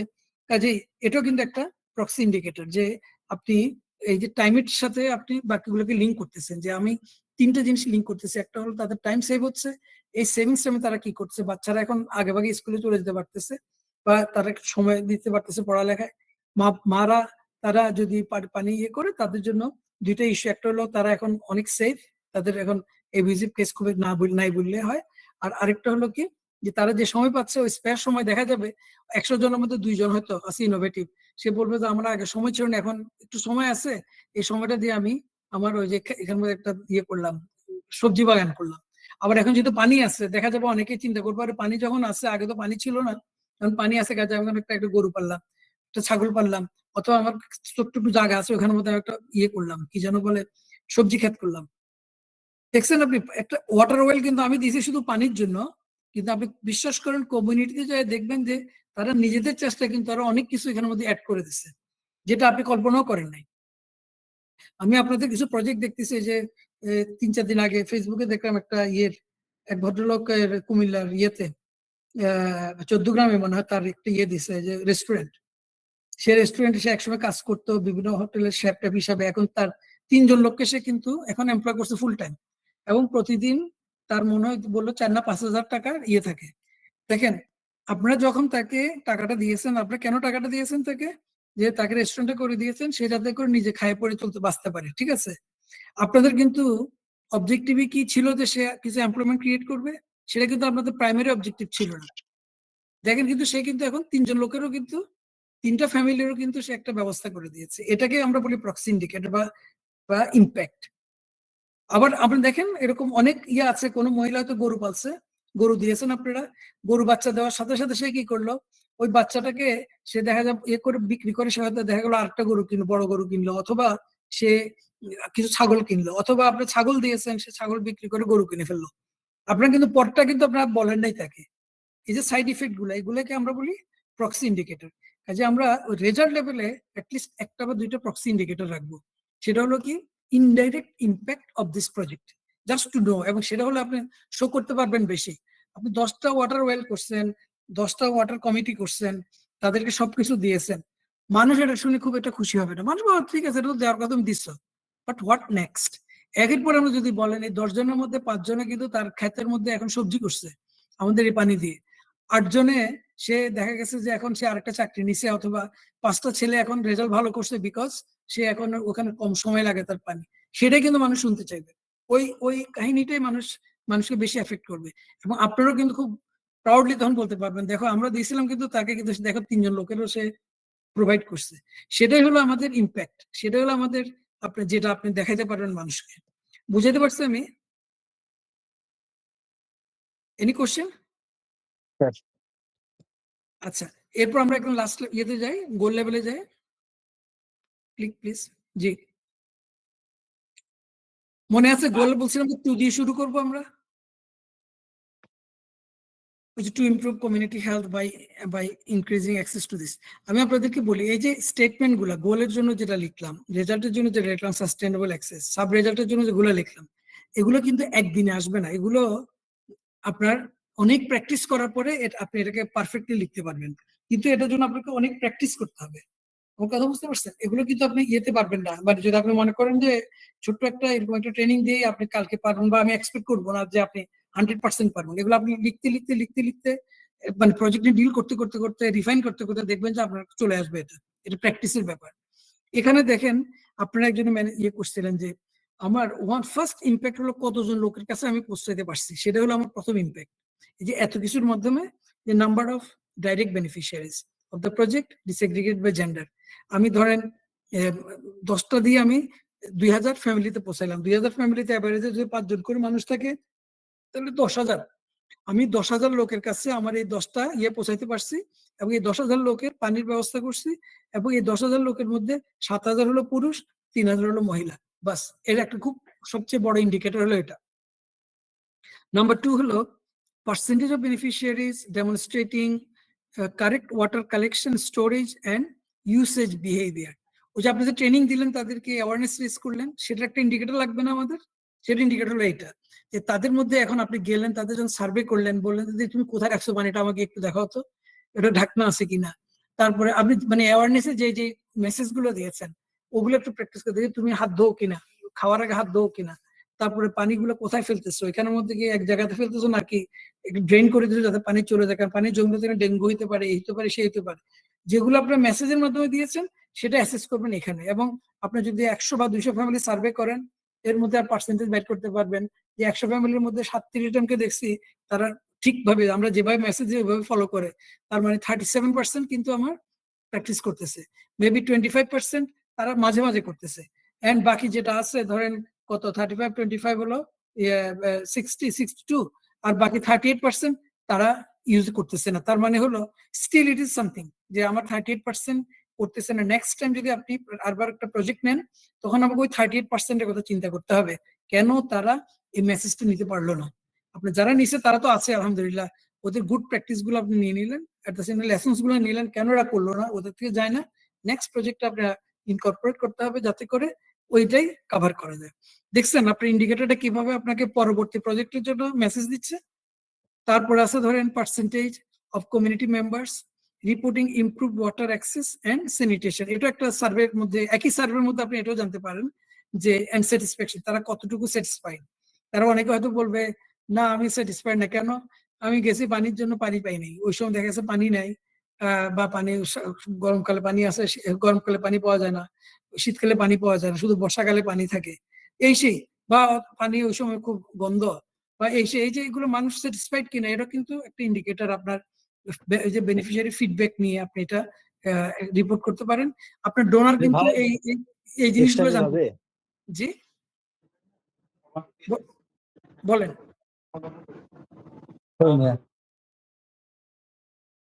কিছু বলবেন? তাহলে আমি বুঝাতে পারছি আপনাদেরকে টোটাল ইয়েটা, রেজাল্ট ফ্রেমওয়ার্কটা? জি স্যার, বুঝে আসছে। আচ্ছা, এবার আমার লাস্ট স্লাইডটাতে যাই, তারপর আমি আপনাদেরকে একটা হোমওয়ার্ক দিব। Next slide please. আমার মাগরিবের আজান দিয়ে দিছে। হ্যাঁ, এই যে ইম্পর্টেন্ট অ্যাজাম্পশনের কথা বলছিলাম না, এনভায়রনমেন্টাল, তারপরে আপনার যে প্রকিউরমেন্ট চ্যালেঞ্জ, যে চ্যালেঞ্জগুলোতে ক্লিক করেন। এখন এখানে যেমন ধরেন আপনার যে রিস্কগুলো আপনি চিন্তা করতেছেন আপনার প্রজেক্ট রিলেটেড, এই রিস্কগুলো এদিকে লিখলেন। আর আপনি ওইরকম কোনো প্রবলেম ফেস করেন, তাহলে আপনি কিভাবে এটাকে মিটিগেট করবেন, কিভাবে আপনি এটা থেকে বেরিয়ে আসতে পারবেন, সেটা নিয়ে আপনি ABCD কয়েকটা আপনার কিছু অ্যাকশন প্ল্যান এখানে দিবেন। যে আমি যদি প্রকিউরমেন্ট করতে যাব, এই যে আপনার গাছের কথা বললেন, যদি আমি দেখা যায় যে এখানে দাম বেশি হয়, তাহলে আমি যেখানে দাম কম সেখান থেকে আমি প্রকিউর করবো। এটা হলো আপনার একটা মিটিগেশন প্ল্যান। বুঝতে পারছি? আরেকটা মিটিগেশন প্ল্যান, ধরুন আমি লোকাল মার্কেট না পাই, আমি ঢাকা থেকে কিনবো। হ্যাঁ, তো সেই ক্ষেত্রে কিন্তু রিস্ক আপনাকে থাকতে হবে। তার মানে হলো আপনাকে এখানে বাজেটে কিছু প্লাস মাইনাস রাখতে হবে, যাতে করে যদি ইন কেস আপনি এখানে না পান তাহলে ঢাকাতে যাইতে হবে। তো এটা ডিপেন্ড করবে আপনার এক্সপিরিয়েন্সের উপরে। এই প্রজেক্ট নিয়ে আপনি কতদিন কাজ করছেন, কোন কোন এলাকায় কাজ করছেন, এবং মার্কেটের উপর সবকিছু। এগুলা কিভাবে রিস্ক টে করা যায়, এগুলো আমরা ইনশাল্লাহ, আমি শুধু এই রিস্কের উপরে একটা পুরো সেশন নেবো ইনশাল্লাহ কোনো এক সময়, কারণ দিস ভেরি ইম্পর্টেন্ট। আমি যখন আমার আমার প্রথম থেকে আমি যখন শুরু করব প্রজেক্ট প্রপোজাল ডেভেলপমেন্টের, তখন কিন্তু এটা নিয়ে আমি পুরো একটা সেশন আমি ইনশাল্লাহ শুধু রিস্কের উপরে করবো, এবং কিভাবে একটা রিস্ক মিটিগেশন প্ল্যান করতে হয়, কারণ দিস ইজ ভেরি ইম্পর্টেন্ট। আপনি কাজ শুরু করলেন, সবকিছু ঠিক আছে, প্রথম দিন আমি বলছিলাম যে আপনি এ থেকে বিতে যাবেন, এবং আপনি যদি মনে করেন যে আমি এটা স্ট্রেট লাইনে চলে যাব, কিন্তু ইনফ্যাক্ট নো, আপনি যখন কাজ শুরু করবেন তখন দেখবেন অনেক আঁকা বাঁকা। আপনি এ থেকে বিতে যেতে হলে, ওই যে ক্রোকোডাইলের কথাটা মনে আছে আপনাদের? ক্রোকোডাইল এবং হাঁসের যেটা দেখাইছিলাম, যে আপনি অনেকগুলো রিস্ক পথে পথে আসবে, তাহলে আপনাকে তখন অল্টারনেটিভ কিছু চিন্তা করতে হবে। এই অল্টারনেটিভটাই হলো mitigation plan, plan A, plan B, plan C। Clear? Clear. আচ্ছা, দেন নেক্সট স্লাইড, আমার লাস্ট স্লাইড। কোনো প্রশ্ন আছে কিনা আপনাদের? আর আমি এখন আপনাদেরকে একটা কাজ দিতে চাই, সেটা হলো আপনাদের মোট কয় ধরনের প্রজেক্ট আছে? একটা ধরনের বৃক্ষরোপণের একটা প্রজেক্ট আছে, তারপর আপনাদের এই যে ইয়ের জন্য আপনাদের ইনকাম জেনারেশন কিছু প্রজেক্ট আছে, তাই না? জি স্যার, উদ্যোক্তা তৈরির হ্যাঁ, প্রজেক্ট। উদ্যোক্তা তৈরির একটা প্রজেক্ট আছে, তার ট্রেনিং প্রজেক্ট আছে আপনাদের।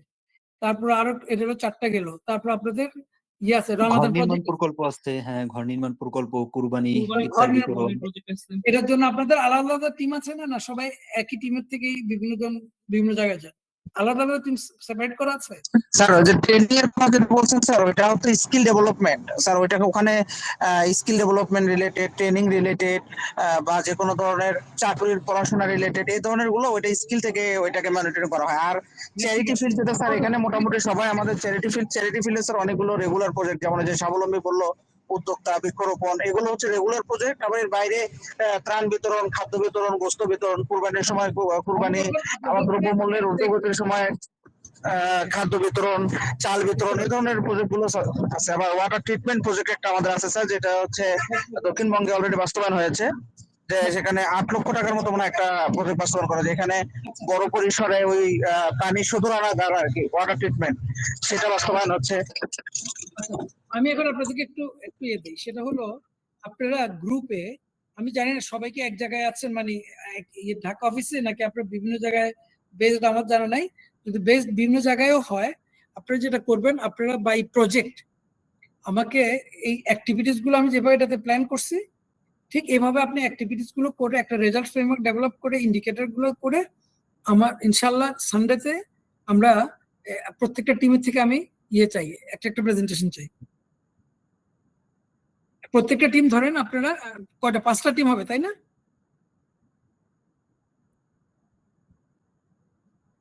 আপনাদের কয়টা টিম হবে? স্যার এক একটা টিমে স্যার আমাদের অনেকগুলো টিমই হবে, আমাদের একই সঙ্গে আমরা প্রত্যেকে বিভিন্ন প্রকল্পের সাথে কোনো না কোনো ভাবে ইনগেজ। তো আমরা 32 জন আছি, 32 জনই সবগুলো প্রকল্প করা হয়। ব্রডার অ্যাসপেক্টে আসেন। ব্রডার অ্যাসপেক্টের মধ্যে আমি আপনাকে বলি, ধরেন আপনি যদি ইয়েতে যান, আপনি এই ওই যে জীবিকা উন্নয়ন প্রকল্প না কি বললেন একটা লাইভলিহুড প্রকল্প যেটা আর কি, হ্যাঁ, সেটার আন্ডারে আপনি এন্টারপ্রেনারশিপ নিয়ে আসেন, সেটার আন্ডারে আপনি ট্রেনিং নিয়ে আসেন, সেটার আন্ডারে আপনি এই যে ইয়েগুলা স্বাবলম্বী প্রকল্পটা নিয়ে আসেন, তাহলে আপনার এখানে 3টা সাব রেজাল্ট হবে। বুঝতে পারছি? 3টা সাব রেজাল্ট হবে, তার উপর থেকে হয়তো দেখা যাবে একটা বা 2টা আপনার রেজাল্ট হবে, তার উপর আপনার গোল হবে। এভাবে যদি আপনি করেন, হেলথ গুলাকে একটা সাইডে নিয়ে যান, হেলথ, পানি, ওয়াটার এক দিকে নিয়ে যান, ইমার্জেন্সি গুলো যেগুলো আছে, ধরেন এই যে রমাদান, তারপরে কোরবানি, তারপরে যে কোনো ফ্লাড, এগুলোকে একটাতে নিয়ে আসেন। আনার পরে প্রত্যেকটাকে এক একটা প্রজেক্ট হিসেবে কল্পনা করে ওই সাব রেজাল্ট লেভেলে আপনি এগুলোকে আলাদা আলাদা করে ফেলেন। তারপর রেজাল্ট লেভেলে যে হয়তো দেখা যাবে একটা, আর গোল লেভেলে যে হয়তো ওইটা একটা হবে। আমি জাস্ট দেখতে চাই আপনারা কতটুকু এই পর্যন্ত বুঝতে পারছেন। আমার জন্য আপনারা যে কাজটা করবেন সেটা হলো এই, আমি তো আপনাদেরকে একটা এক্সাম্পল রেখে দিলাম, অ্যাক্টিভিটিস গুলো আগে ভাগ করেন, মেইন অ্যাক্টিভিটিস, তার আন্ডারে সাব অ্যাক্টিভিটিস। সাব অ্যাক্টিভিটিস গুলো যেগুলো আপনি মেজার করতে পারবেন, আপনি সাবের থেকে আরো সাবে যাবেন না, মানে মোটামুটি একটু ব্রডার রাখবেন সাবগুলো, কিন্তু যেটা মেজার করা যাবে। যেমন আমি বলছি কমিউনিটি মিটিং, কারণ আপনি যদি বলে কমিউনিটি মিটিং, আবার meeting with the UNO, meeting with the কি যেন beneficiary, meeting with the group leader, এগুলো আমার দরকার নেই, জাস্ট মিটিং তো একটা। এইভাবে আপনারা দেখি একটা রেজাল্ট ফ্রেমওয়ার্ক ডেভেলপ করেন কিছু, এবং প্রত্যেকটার জন্য ওই যে অ্যাক্টিভিটিস গুলো ডেভেলপ করেন, আগে করে রেজাল্ট ফ্রেমওয়ার্ক ডেভেলপ করেন, করে সেখানে আপনি ইয়েটা নিয়ে আসেন, ইন্ডিকেটর গুলো নিয়ে আসেন, আপনার কিভাবে এটা মেজার করবেন ওই অ্যাক্টিভিটিস গুলো। আমাকে যদি আমরা আসেন আল্লাহ চাইতে রোববারে প্রত্যেকটা টিম ম্যাক্সিমাম 20 মিনিট ওই হিসাব করে আপনারা এ করেন, যে মানে কোশ্চেন আনসার 10 মিনিট আর আপনার প্রেজেন্টেশন হবে 20 মিনিট। ভূমিকা বেশি দেওয়া দরকার নেই, জাস্ট আপনি আপনার অ্যাক্টিভিটিস গুলো আমাকে প্রেজেন্ট করলেন যে আমরা এই কাজগুলো করি এবং এই কাজগুলো এইভাবে করি, যে আমি যেভাবে আপনাদেরকে পুরো সিস্টেমেটিক্যালি দেখাইছি ফার্স্ট টু লাস্ট পুরো সাইকেলটা আপনি আমাকে দেখাই দিলেন, এই অ্যাক্টিভিটিস গুলো এগুলো মেজর অ্যাক্টিভিটিস। তাহলে এই অ্যাক্টিভিটিস এর পর এখান থেকে আমরা চলে যান আপনার রেজাল্টস ফ্রেমওয়ার্কে। আমি সাব রেজাল্ট লেভেলে এই, রেজাল্ট লেভেলে এই, ইমপ্যাক্ট লেভেল এই। গুড। স্টেটমেন্টের কথা এত চিন্তা করার দরকার নেই, এটা কারেক্ট বললাম তো, এটা প্র্যাকটিসের থেকে কারেকশন হবে। হ্যাঁ, কাজেই যতটুকু পারেন কাছাকাছি আনেন। এরপরে ইন্ডিকেটর গুলো আমার জন্য মেইন। আপনি যে অ্যাক্টিভিটিস গুলো দিয়েছেন সেখান থেকে আপনি কি কি ইন্ডিকেটর মেজার করবেন, এবং সেটা ওই যে বলছিলাম, কিন্তু একটা কথা খেয়াল রাখবেন, ইন্ডিকেটরের সময় কিন্তু সবসময় খেয়াল রাখবেন যে সোর্স কোনটা আপনি দেখাবেন, আপনি এভিডেন্স কি দিবেন, প্রমাণ কি দেখাবেন। ওইটা প্রমাণ দেখাতে যদি না পারেন তাহলে কিন্তু সেই ইন্ডিকেটর দিয়ে লাভ নেই। সো ওইভাবে ইন্ডিকেটরটা ডেভেলপ করে আপনার একদম প্র্যাকটিক্যাল এক্সাম্পল দিয়ে আমরা আসেন আল্লাহ চাইতে রোববারে আমরা দেখি যে কয়টা পারি, দরকার হলে 2 সপ্তাহ যাক, আমরা শুধু এটা নিয়েই ইয়েটা করি। দেন আমি আপনাদেরকে নেক্সট ইয়েতে যাব ইনশাল্লাহ। এই প্রজেক্টটা নিয়েই আমি আপনাদেরকে দেখাবো যে মনিটরিং, যে 2টা টুল আমরা অলওয়েজ ইউজ করি, যেটা দিয়ে আপনি আপনার প্রজেক্ট মনিটরিং করতে পারবেন। আমি সরাসরি সেখানে চলে যাবো ইনশাল্লাহ। আশা করি যদি আগামী রোববারে আমরা যদি শেষ করে ফেলতে পারি আপনাদের সব প্রেজেন্টেশন গুলো। এখন আপনারা ডিসাইড করেন, আবার আপনার গ্রুপে কাজটা করেন, ইন্ডিভিজুয়াল না। যারা গাছের উপরে আছেন তারা একটা গ্রুপে কাজ করেন, যারা আপনার ওই যে স্বাবলম্বী প্রকল্প আছেন তারা একটা গ্রুপে কাজ করেন। আপনারা সেটা আমি আপনাদের উপর ছেড়ে দিলাম। যদি মনে করেন যে আমরা মোট 4টা প্রোগ্রাম, মানে প্রোগ্রাম পার্সপেক্টিভে 4টা প্রোগ্রাম 4টা সেক্টর নিয়ে কাজ করব, এই 4টা সেক্টরের মধ্যে ওই যে বললাম সাব অ্যাক্টিভিটি লেভেলে, যে সাব ইয়েতে রেজাল্ট লেভেলে, যে আপনি প্রত্যেকটা সাব লেভেল মানে এক একটা প্রজেক্ট ওইভাবে করে যদি আপনি পারেন আপনারা করেন, সেটা আপনাদের উপর ছেড়ে দিলাম। তাহলে আমরা রবিবারে আমাদের সেশন হবে আপনাদের থেকে প্রেজেন্টেশন, এন্ড সেখানে আমরা যেটা করব, আপনি 20 মিনিট ম্যাক্সিমাম প্রেজেন্টেশনের সময় পাবেন, কম হতে আরো ভালো, তার 20 মিনিট, তার 10 মিনিট থাকবে কোশ্চেন আনসার। এই কোশ্চেন আনসার কিন্তু আমি হয়তো 1-2টা প্রশ্ন করব, কিন্তু কোশ্চেন আনসার আমি চাই অন্য গ্রুপে করুক, অন্য গ্রুপ থেকে আপনাকে কোশ্চেন আনসার করবে, কোশ্চেন করবে, আপনি আনসার দিবেন, ঠিক আছে? এরপরে ধরেন আমি যখন আপনাদের প্রজেক্ট গুলো সম্পর্কে জেনে যাবো, আমার সাথে এগুলো শেয়ার করেন, এরপর আমি এগুলাকে ইনশাল্লাহ ঠিক করে দেব। Is this okay? জি স্যার। আর আপনাদের কাছে আমার একটা রিকোয়েস্ট ভাই, শুনেন, আপনারাও সময় দিচ্ছেন, আমিও কিন্তু সময় দিচ্ছি, এই পর্যন্ত যা এই যে 3টা প্রেজেন্টেশন একটু প্লিজ একটু পড়েন, সবগুলা একটু ভালো মতো পড়েন। যেখানে আপনাদের প্রশ্ন থাকবে প্রশ্ন করেন। এগুলা কিন্তু না বুঝলে কিন্তু আপনি কিন্তু একজন ভালো এনজিও ওয়ার্কার হইতে পারবেন না, একজন ভালো ডেভেলপমেন্ট ওয়ার্কার হতে পারবেন না।